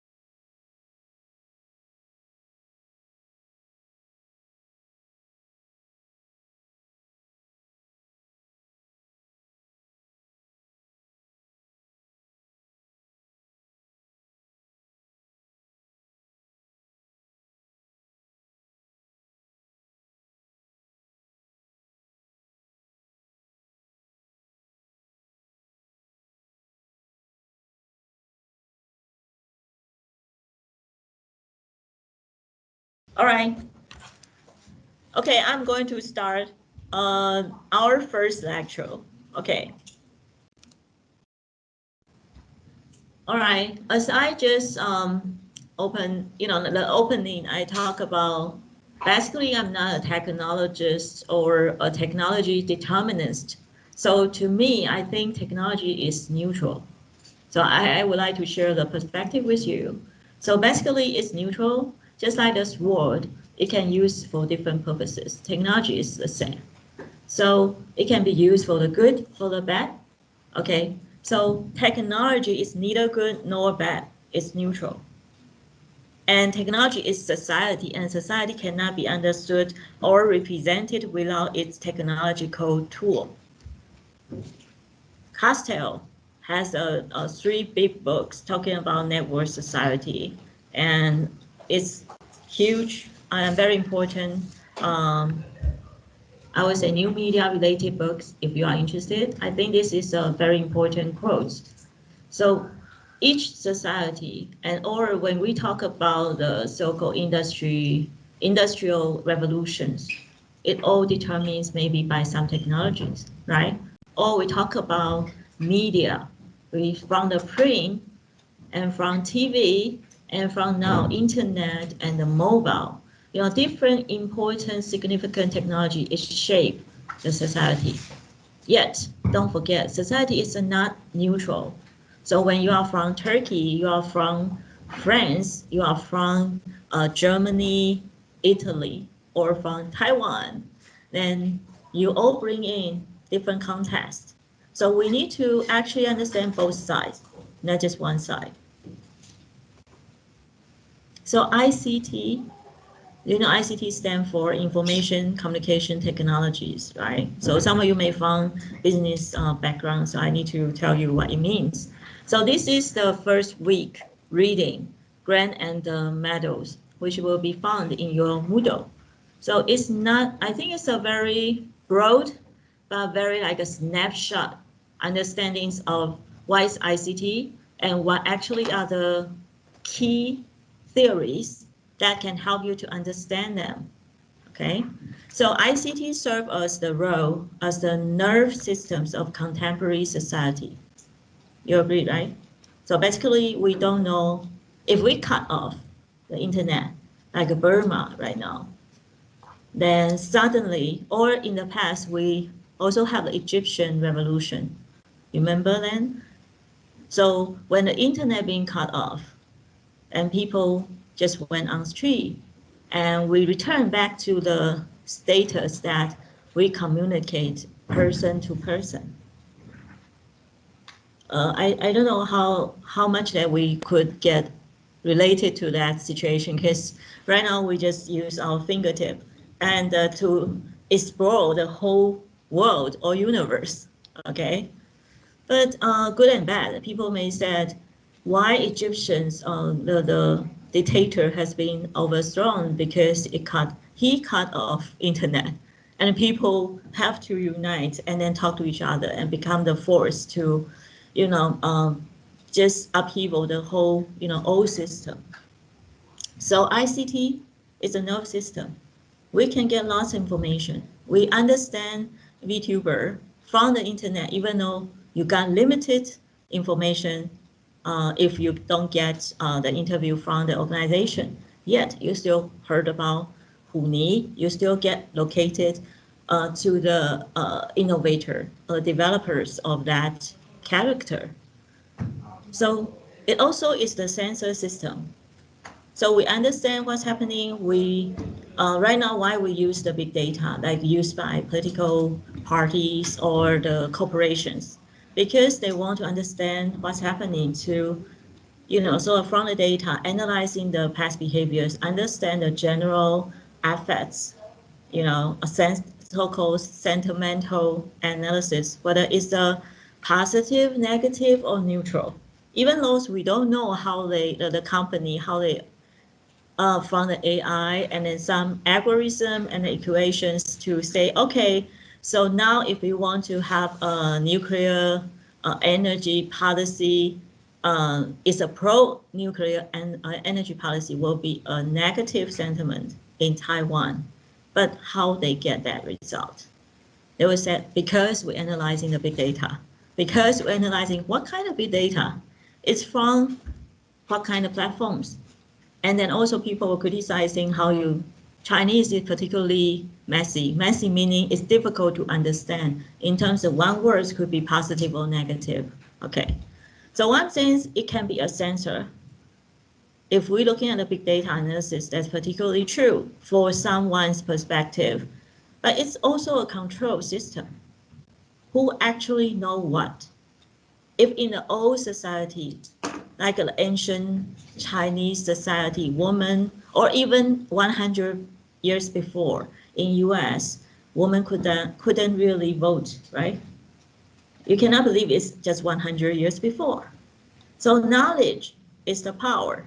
Who actually share the knowledge and how much that we think we know? I have one friend who also studied a PhD with me in Hawaii. She was fascinating about UFO. He totally believed in aliens. And then we think, what? It looks like a sci-fi movie. But there are so much information, like she shared with me, like Obama, has some open speech, and people ask, I think it's maybe a news show where people ask some of the particular event that they find some UFO, like I would say the traces, in a very remote places. And Obama did not deny and did not, conquered. So what I'm saying is that what kind of information we have? We think we know enough, but do we really know enough? And who actually get everything that we know? And we also see lots of like government surveillance information, right? Like Snowden event. So do we want to be known? And there's China's, they have the social credit system. They still have it.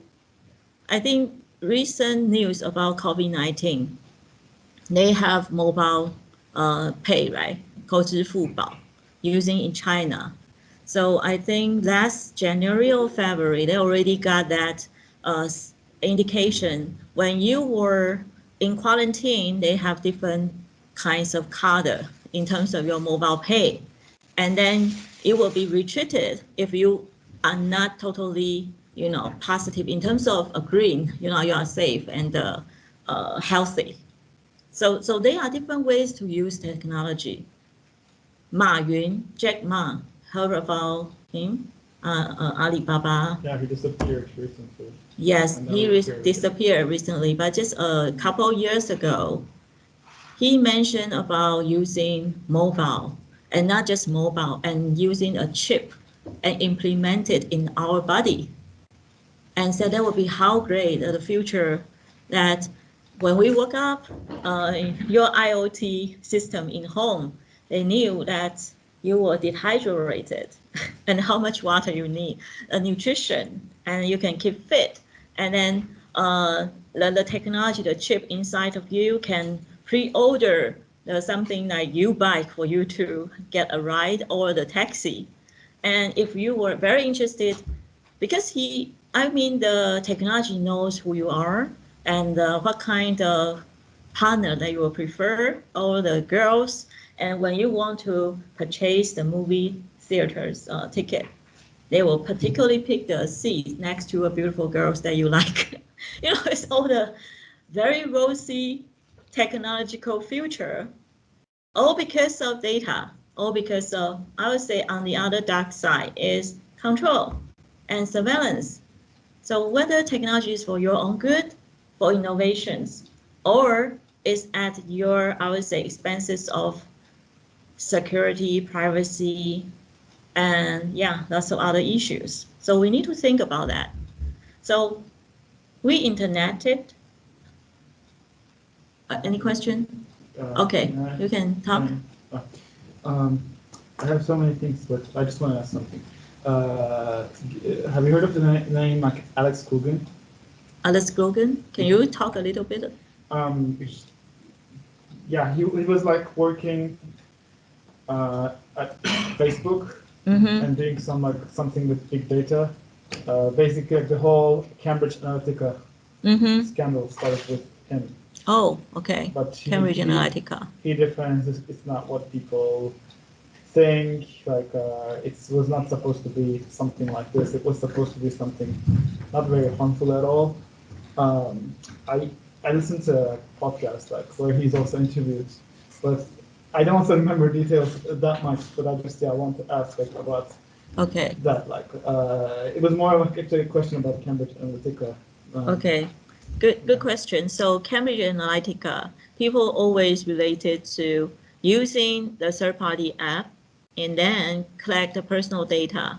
But at that time, I think majority of reports, they all associate with the purposeful collection of data by doing something like psychological test and seems like a fun thing to do, but did not disclose the real purposes. Basically, they want to know about your personality traits, your preferences, and based on your traits and preferences, they can place very effective advertising. Because on Facebook, it's called We Media or Me Media, that we voluntarily contributing our data. I think now Instagram or all that are the same because there's no free lunch. But the free lunch is using your data. They understand you. So they give you lots of tech. So, okay, not just gender, not just age, not just your education, but what kind of food you like, your particular preferences, and lots of information. And they all can go to details because you post more, they know more. So I think the ethical issue is that they did not reveal the purpose and in disguise of entertaining, like a no harm, small games. And then they use that. Of course, I couldn't know, right? Just like the Trump presidential being investigated, scrutinized by FBI and all that, and said whether there's a Russian support in terms of that he's got into the first round of the presidential position. But it sort of proved that he's not guilty. But how could we know the detail?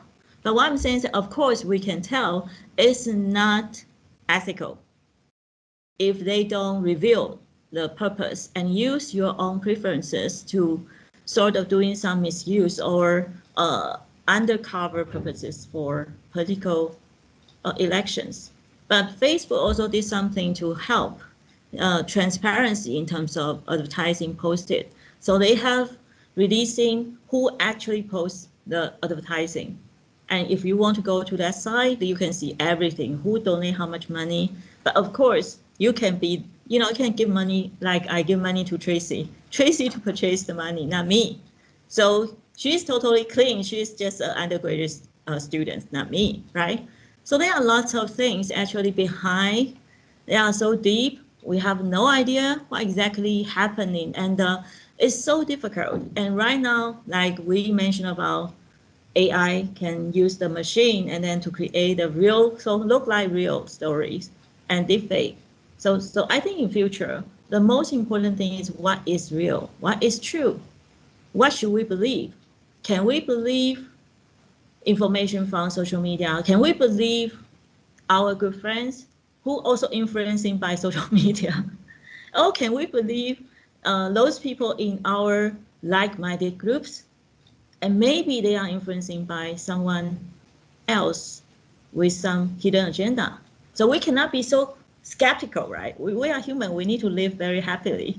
But for our well-being, but at the same time, we need to really knowing what kind of informed decision that we have. I think information technologies can help us, but we need to be very careful at this moment. I think from now on, I think the future will be more complex. So we need to be smart and be very careful. Okay. So ICT has been used for commerce, society, and then certainly interpersonal relations, and we are connected. We are not island. I remember a long time ago when I studied my master degree in Michigan State. That's a guru, working on multi-channel TV, Okay, that's a long time ago. Okay, and he said in future we will have some like personal communication devices, and then it will let us be found everywhere. And he said, I'm not going to live in that age. I really want to hide myself and be not connected. Okay, but I think right now it's so difficult not to be connected. Like in 2007, I joined Facebook for research purposes. Okay, and it was so innovative right at that land. There's not many people, and I did not use it. And I kept being informed that your friend would like you to connect it, and your elementary school friends, so many friends, and you have a bunch of so-called friends of acquaintances on that platform. So the so-called perceived popularity or external network, that kind of value. So you join. So there are lots of reasons why you join and don't want to be excluded. But you also have your sacrifice. Mm-hmm. All right, this is a very important, like a classic, so-called orality and literacy, Walter Owens. He is the professor of Michelle McLuhan. So they're talking about new media. They're talking about what the meaning of the media. So we all know media is the extension of human being. You know that, right? Okay. So talking about orality and literacy, when we said new media, at that time, when we only live in the oral society, like very primal people, they could only sing and talk. And they don't even have the verbal languages. Maybe they have some sounds they can communicate. So at that time, in the cave, when they can draw something as the symbol and the signs, that is new media. So what I want to tell you is that new media got to be understood and interpreted in a specific time and the social system and the social groups. Okay? So what is new? What is old? That's no definite term. When we talk about AI here, it seems like a very new thing. But if you tear down AI in journalism that you mentioned, right? So AI in journalism, maybe in US, is not so new to New York Times, but still perhaps new here in Taiwan's newspaper, Liberal Times. So there are so many things that interesting that we need to be very clear in mind what we are talking. So new media is related to innovation, right? What is innovation? It's an idea to be considered as new. By whom? By whom means in specific time, social system. Okay, it's the same concept. And also you mentioned about TikTok, and since when it becomes so popular. So it's related to the concept of adoption. So how many, or the so-called turning point become the critical mass and people adopt, and then it becomes a huge like a shooting rising curve and influencing the majority of the society. So what kind of technology can be successful to be adopted and can be diffused among many people? So we need to think what is new media and then what is new about new media. That's another layer. There could be three, different kind of aspects. To the individual level, micro level, like it brings the new experiences to you. Like TikTok, this is a short video, and it's very fun, easy to operate. So I think the majority of the users in Asia, or I don't know, US also, right, are young people. Elementary schools students could do that. So it's the concept easy to operate, not complex, and fun. So enjoyment. That's not the reason why people think this is useful for them, beneficial to them, fun to them. So all these user experiences trigger the adoption. Also, sometimes we join some community like on Facebook. I don't know whether you join some Facebook groups. I join new media, or I join AI, like a clubhouse. I will particularly join to some maybe more academia circle. Big why? Because you would like to know what happened in that communities. And also people will see when you belong to that community, it's sort of reflecting your identity. And that's why lots of research will find on Facebook or the social media, it's easy for you to like, view, or click, or even comment, but much more difficult for you to share. Why? The thing you share representing you. You are what you share. So it actually have a stronger force to indicate because it representing your identity. Okay. So now we can also looking at individual level. You are your own boss. You make your decision. But we are not living in a bubble. We're also influencing by our friends. So you can looking at lots of other issues, peer influences, or there are some concept talking about maybe the socialization, because the school will socialize you, or the society can influencing you, or your parents socialize you. Okay, but when we're looking at the organizational level, it's even more complex because in an institute, the decision won't be made by one, will be made at least a few who control the power and make the decision for the directions where the companies or organizations should head to. But usually they will say we receive for the, the general opinions. So for instance, when I wrote my doctoral thesis, I actually have 4 cases in Taiwan's TV stations. I working on newsroom digitalization.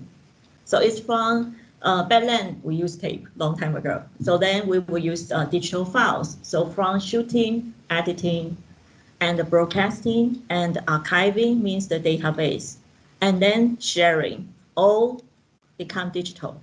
So it's from analog to digitization, which is a huge change. If we just looking at Taiwan, they are, and I think I choose 4 different cases. They have different background. TVBS, right? It's still the leading news organization. And then Formosa TV, which is a broadcaster, but it's very innovative because it actually become the commissioner for AVID, which is the system being implemented in other organizations. Even they become the commissioner for TVBS to help them to install. I mean, Formosa helped TVBS to install, okay? And then also I interview Da'ai, it's a Buddhism TV station. Why? When you want to choose the different cases that represent different background, like Da'ai is an NGO, which is not commercial, and they have different stress in terms of temporal stress, market competitiveness, and all that. So from that selections, you can see different organizations, they perceive digitalization in terms of different things. They measure it, sort of imagine it. So, okay, Formosa TV thought, I have to be the first innovator, adopter. Why? Because I want it to be my business, so I can help other TV stations to install. I sort of exchange my knowledge and the experiences. Okay, and TVBS, in fact, it's the leading brand, right? They have huge reputation and all the competition stress. They told me, the manager said, okay, we are not going to implant the whole thing. We just want to do something safer. So we will use editing and broadcasting first, or something, in between. And the organizational culture also influencing how they adopt, and then the so-called strategy, implementation, plan, and timetable. Because the manager told me, digitalization, just like the huge rolling stone downhill, If my organizations, the journalists, cameramen, they couldn't run faster, if they got smashed, I'm sorry, they got to go. So that's the organizational culture, okay? And I feel like they won't be able to manage to know how to do computer editing. They have no value. If they cannot do it in time, they have no value. So that's organizational level. And they also have some other issues like top management support. Whether you're like Da'ai, which is a Buddhism peaceful organizational culture, right?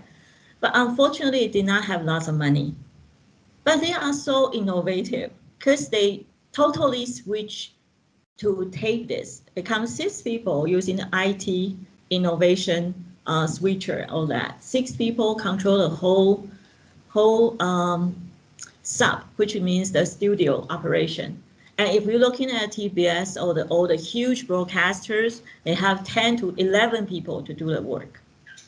Yet, they sacrifice what? Stability. So whenever the system couldn't work, everything become black and dead air. But it's okay. It's a Buddhism channel. So they are very merciful. Even though the manager used to be a very top anchor woman, and she felt very embarrassed and I really hate the system, but that's how we actually operate. And the system got the innovative award from the Golden Bell Award, which is the leading TV award in Taiwan. So yeah, it's very interesting. When did you adopt?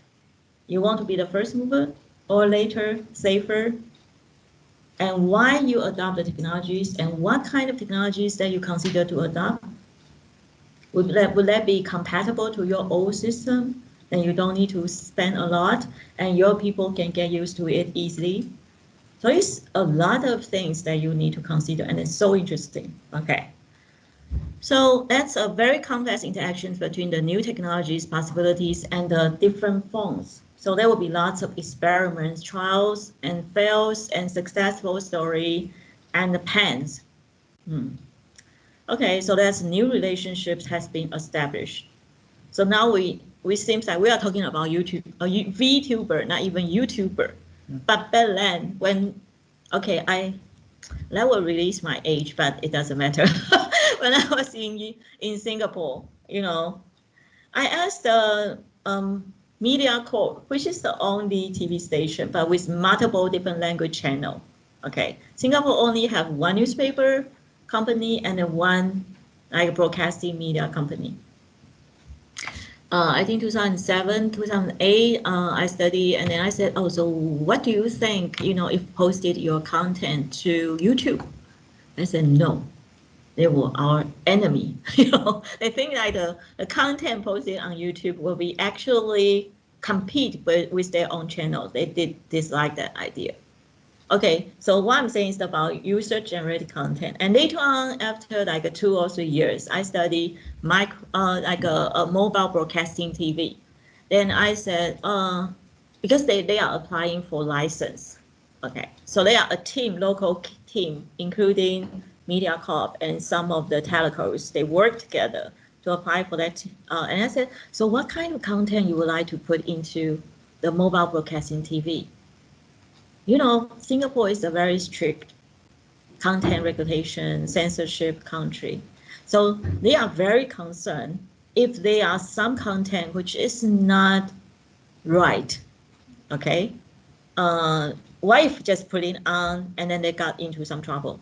So I said, would you consider some user-generated content? Because after the so-called digital compression technologies and the so-called broadcasting, my mobile broadcasting TV can have 10 or 12 channels. It's hard to fill that much content. Will you consider the user-generated content? I said, no, because that could get us into trouble much more than maybe the benefits they have. So what I'm saying is that it's not necessary when technology can offer you a huge possibility, and then you will take that possibility because they still have some concern about regulation, or concerns about censorship. And also, do you know what's the meaning of prosumer? No, right? Okay, so That Tracy, are you? Oh, who is the one in green? Oh, Laura. Rona. Oh, okay. Rona, you nod your head. So. They're both consumers, but they also produce their own content. Okay, so it's a producer plus consumer. So that term come out from UGC, user generated content. And my friend Assel, the professor from Queensland University of Technologies, wrote that term. Okay, coined it. Okay, so prosumer we become, and we become even more than prosumer. We become professional, like some millions, users, that kind of YouTuber. They can become a team. They professionally produce some dramas or different content. They can have even more impact than the traditional host on the broadcasting channel right now, right? So everything changed. And how about industry?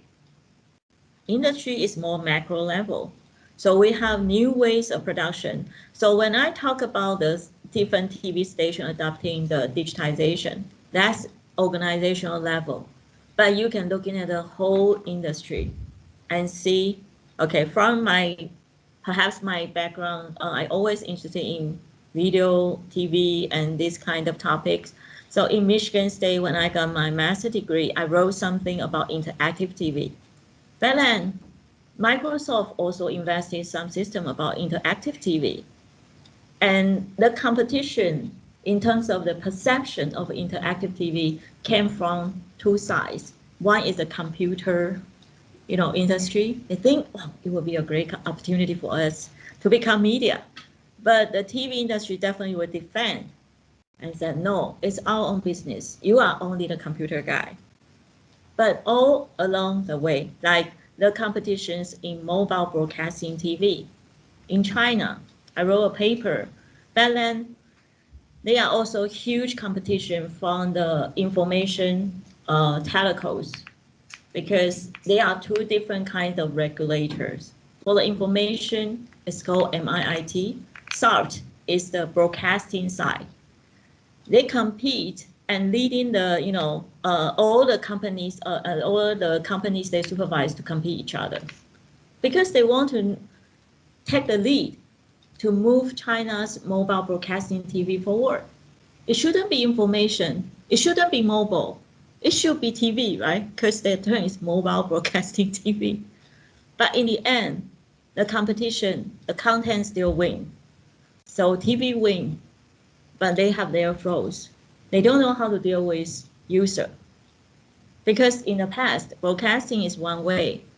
Even cable, they have subscribers. They still not really day-to-day basis to talk to the user. But mobile, they fight for your subscriptions one after one. So they have your own information.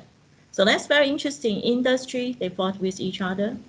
They are like after 1996 Telecommunication Act in US, because at that time they have internet. They thought about all the media the boundaries have been blurred. And why US changed and become deregulation then? Because they thought internet could be a global businesses. So they took down lots of restriction between their own industry. So telecoms can cross over to the so-called media businesses. So they become bigger and then they can become giants. They want to influence the whole world. Okay. So think about the examples. What kind of thing actually have shaping industry, shaping organizations, shaping you? I think you could be the easier answer because we are individual. But how about organization and the industry and country? Okay. So if we're looking at ICT and the media and then the keywords pop out, always like human interactivities, communications, and now perhaps have other terms, okay, like big data and anything. Let me just show you one short video because they are always the forecasting. And in the past, I used the Microsoft, forecasting about the future. They show lots of technologies shown on the glass, and glass become a medium, yeah, that we can do video conferencing, we can do lots of things. And yeah, and I have so many, if you Google, then you will see a lot of videos. They all look fascinating, but you can see why they propose that. They have different agenda.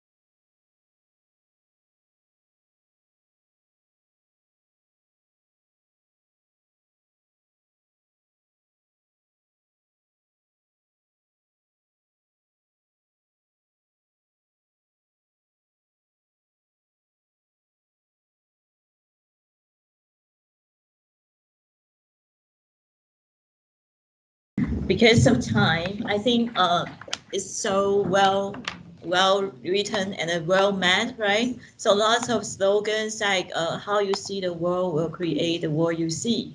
You know, the imagination is boundaryless. But behind that, they all have their, I would say, their projections. Some technology they forecast will be more important, like hologram. Hologram technology has been around decades, but I think it's more and more close to our world right now. And we can see things appear not just on screen, but actually in the air or anywhere you want them to be. So they talk about glasses and all that. So, but very, very interesting is that you can go home and then click the links. I think they are all fascinating. Future would be the possibilities of the future. But the key question is, when we want to understand this kind of technology diffusion and which ICT or media will stay, which will go, and what determines the decision to adopt or not adopt, to stay or to go. So that's the key issues that we would like to find out. And the lesson learned from the history is that, okay, it's very difficult to predict. Otherwise, we become billionaires. Everyone become, Mark Zuckerberg, or. But just a few people can do the exact good predictions. But we can follow, certainly. But we can learn from the cases. Maybe one of you in future can achieve that. How great? Must tell me, okay? Okay, so success comes from very careful, delicate, that deliberate and planning and investment. So everything is not really coming out of nothing, or they need to have something like intuition and a hunch, and then observing and have technologies. Now it's a collaborative world, not just done by one person. But I think the last thing is very important. Simplicity matters. Who actually, every time I ask people cannot really give me the right answer. Why Google become Google in the very, very beginning? Why Google became a company that could make some lucrative, incomes, instead of just doing a fantastic, free service for everyone to search their own content or information needed. Who want to guess? Okay. I mean, why they became successful? Yes, in the very first step, what did they do right? I guess we could say it's timing. It depends on your perspective, but you could hypothesize that it's because of a thing called the consumption junction, where technology, when you have new technology that kind of matches the kind of new social trends or the cultural values that are that exist in a certain time, then your innovation is very, very successful. But it's like, for example, if you look at what is it? Why is the word escaping me right now? Virtual reality. Not a difficult phrase. Anyway. VR. VR, yeah. So VR, they tried to do VR a couple of times before it came about in the past 10 years. Like they tried to make it happen in the 80s, and I think in the 60s. But it didn't match, the innovation itself wasn't it didn't reflect what people wanted at the time, so the demand wasn't there for it. And so, I mean, there's also, you've got to think about the actual technological capabilities at the time. But I think my opinion is that successful technology reflects what people want now, rather than you create new technology and then people want it. Yeah, so it's like they have the social needs and they create something to fit their own desires or necessity. Okay, but that sounds very philosophical. Yeah, I agree, definitely. But what is actually, because when you do business, there are something specific. There are some services trigger and let you earn money and make profits, and then suddenly they are just blown from that. That's a very specific answer. Even though I agree with you. Google Ads. Do you mean Google Ads? Google Ads? What do you mean Google Ads? They provide some company to like put their information and let the consumer to search for their information for free. But for free, the term is for free is no good. They don't want it for free. They want to earn money. Is it because they use the data that it collects? Data is even after. Advertising is, in the mid, but why they want to pay for Google? Thinking about the industry, in the past, there's no Google, there's no internet. Is it? Okay, quick question, good answer. The Google search that they use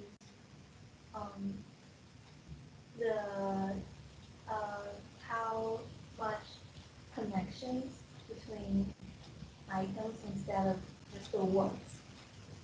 No. Something simple. Simplicity matters. Yeah, they have the easiest interface. Like you go on Google, you can only search things. I remember before, like I don't know what you use here, but like we have in Italy we have a search engine that is called Libero, and you could do lots of things. They had like horoscope, weather, news. So you super clustered front page that you wouldn't know that the main thing that they do is search. Okay, search. They did very, very good since the beginning. And also Libero works for searching, but like you see also lots of other stuff in the meantime. So that's the reason how people love it and they get lots of users. But my question is how to get money. It's free. Get lots of people. Get lots of people, but there's still no money because people think internet should be free. The ranking of the number of, like if you search something and you have to pay to become the first result to be. That's a keyword search. That's after that, not the first, like a golden egg that actually can earn money. Lucas, do you have any answer for that? No? Okay. Was it like in the very beginning? Was it yes, kind of very, like, very, very kind of beginning. Like a phone book. So like if you have a business or a website and you want it to be listed on Google, then you pay for the listing on Google. I don't know the early history of Google. No. But, like I'm talking before keywords. No. Okay. Okay. I mean, I remember that there were other search engines. I used to use Alta Vista when I was a kid. But that was a long time ago. But I mean, when I was younger, I didn't understand like why was Google so popular and the others weren't, because I used to use another one, for example. I don't know, like is it there like advertising? Like what? Like I don't know. So it's about advertising, yes. And it's about, certainly they are superior in terms of search, but how many people give you money? Okay, actually you are in the system that people only believe in mass media. They could invest lots of money to like airing time, like commercial, TV commercial, a lot of money, but based on what? Rating. And rating come from who? Nielsen 3,000 people meters results. Yet, why? Because in the industry, That's the standard people believe, and that's the number the advertiser would like to pay based on the numbers. Okay, so it's a common practices among those people who would like to believe in what kind of things would be worthwhile. So how can you change the mindset? Even the circulation, you have millions of circulations of the newspaper. Not necessarily people will see your classifying advertising, but they believe in the circulation number. So the only thing they have to smarter than that is telling, okay, simple thing is ad, but it's about text ad, even text, not the ranking or keyword, whatever, the complicated multimedia ad. But they tell them, okay, don't worry, you don't need to pay. It will be free if nobody click. Yet, it's pay by click. If people click, the time stay there, and data become the ranking. There are so many ways to prove that we actually are effective because people see it. They take action. So it's a different model from the traditional media's, ways of advertising. So okay, if nobody see it, I don't need to pay. If people click, I pay. Good, I agree. So that's the first step. They get successful and they get money. And next time we can talk about Netflix.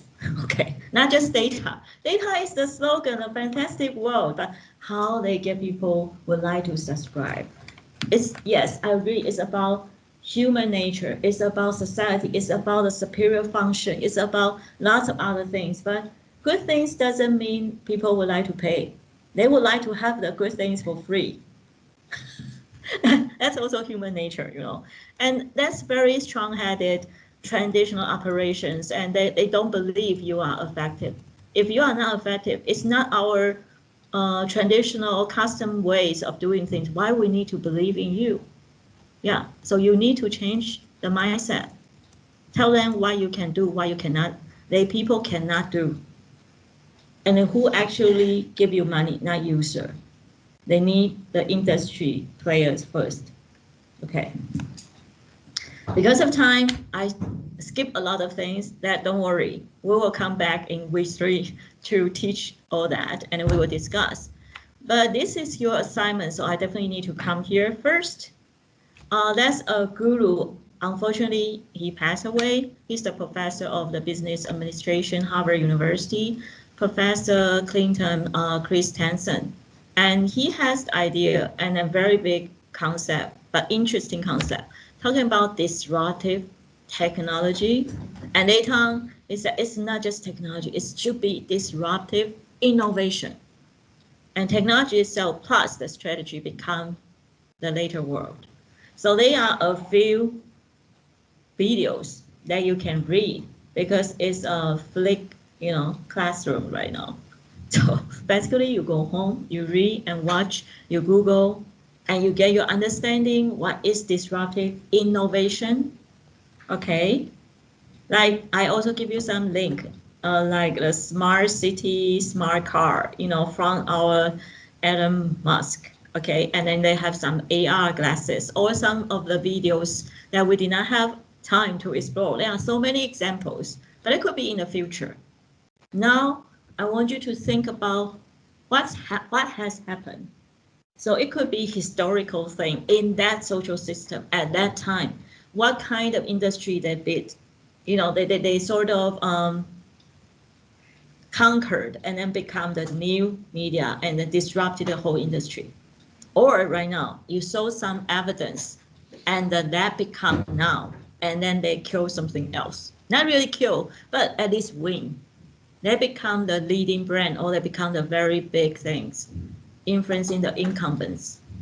Okay, so the question will be, will what new media or ICT technology become a disruptive innovation that shape the media industry or user? So if I would like you to focusing on media, but if you cannot just looking at media, at least ICT, okay, which is huge area, and then what actually has bring in and shape the industry, and then who actually being disrupted.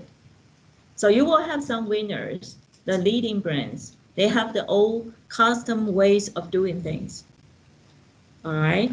Identify the key players and how they actually being influenced by the newcomers, and the newcomers bring in what kind of things to shape the industry and bring the disruption to the industry.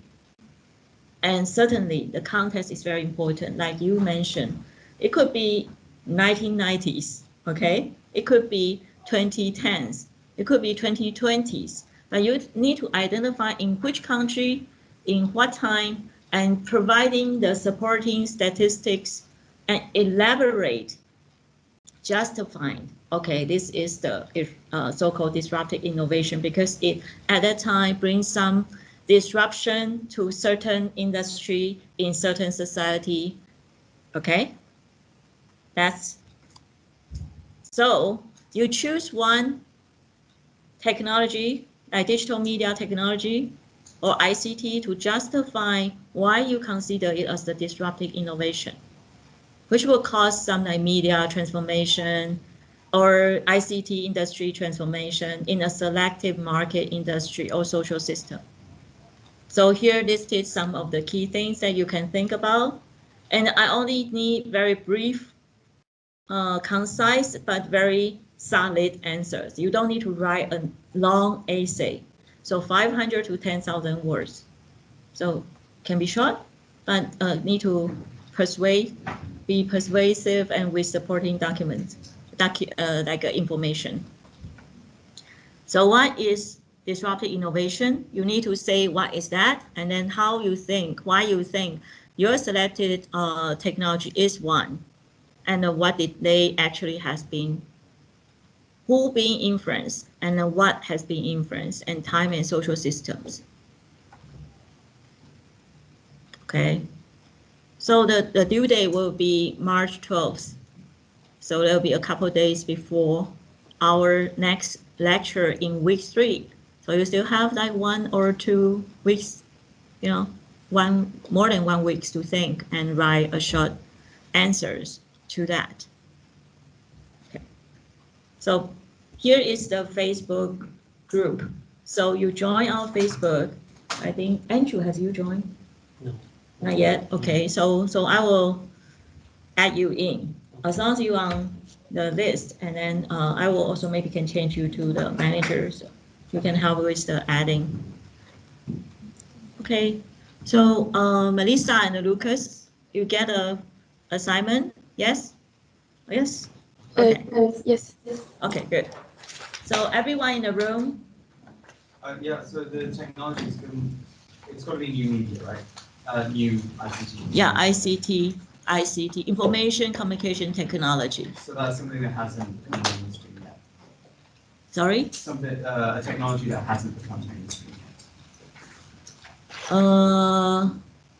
But you need to justify the disruption. So definitely they become a very significant trend, has a certain market share.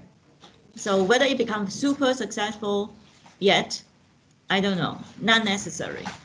But they definitely has been a very huge warning sign for the existing leading brands. Yeah, people cannot ignore its disruption to the market. Okay, all right, good. So I think that would be a good starting point for us to think about what actually becomes disruption and why it's successful. So I looking forward for your answer. Do you want me to share like maybe one case from the past cohort to actually shed light to your answer, or you don't need? Actually, if you join, you can see the past. But I don't want you to copy. There will be something that you have to, you know, excel. Okay. Yep. Okay, so I will see you after the holiday. All right, and then all the readings are on the Noodles. If you want to read first, that's good. Yeah, don't worry, just think. I thinking is very, very important. Okay. Bye-bye. Thank you. Thank you, Melissa and Lucas. Goodbye. See you next time. Next week we won't have the class. Okay, so you will have 1 week break, and in week 3 we will consume. We will Okay. proceed again. Yeah. Bye bye. Bye bye.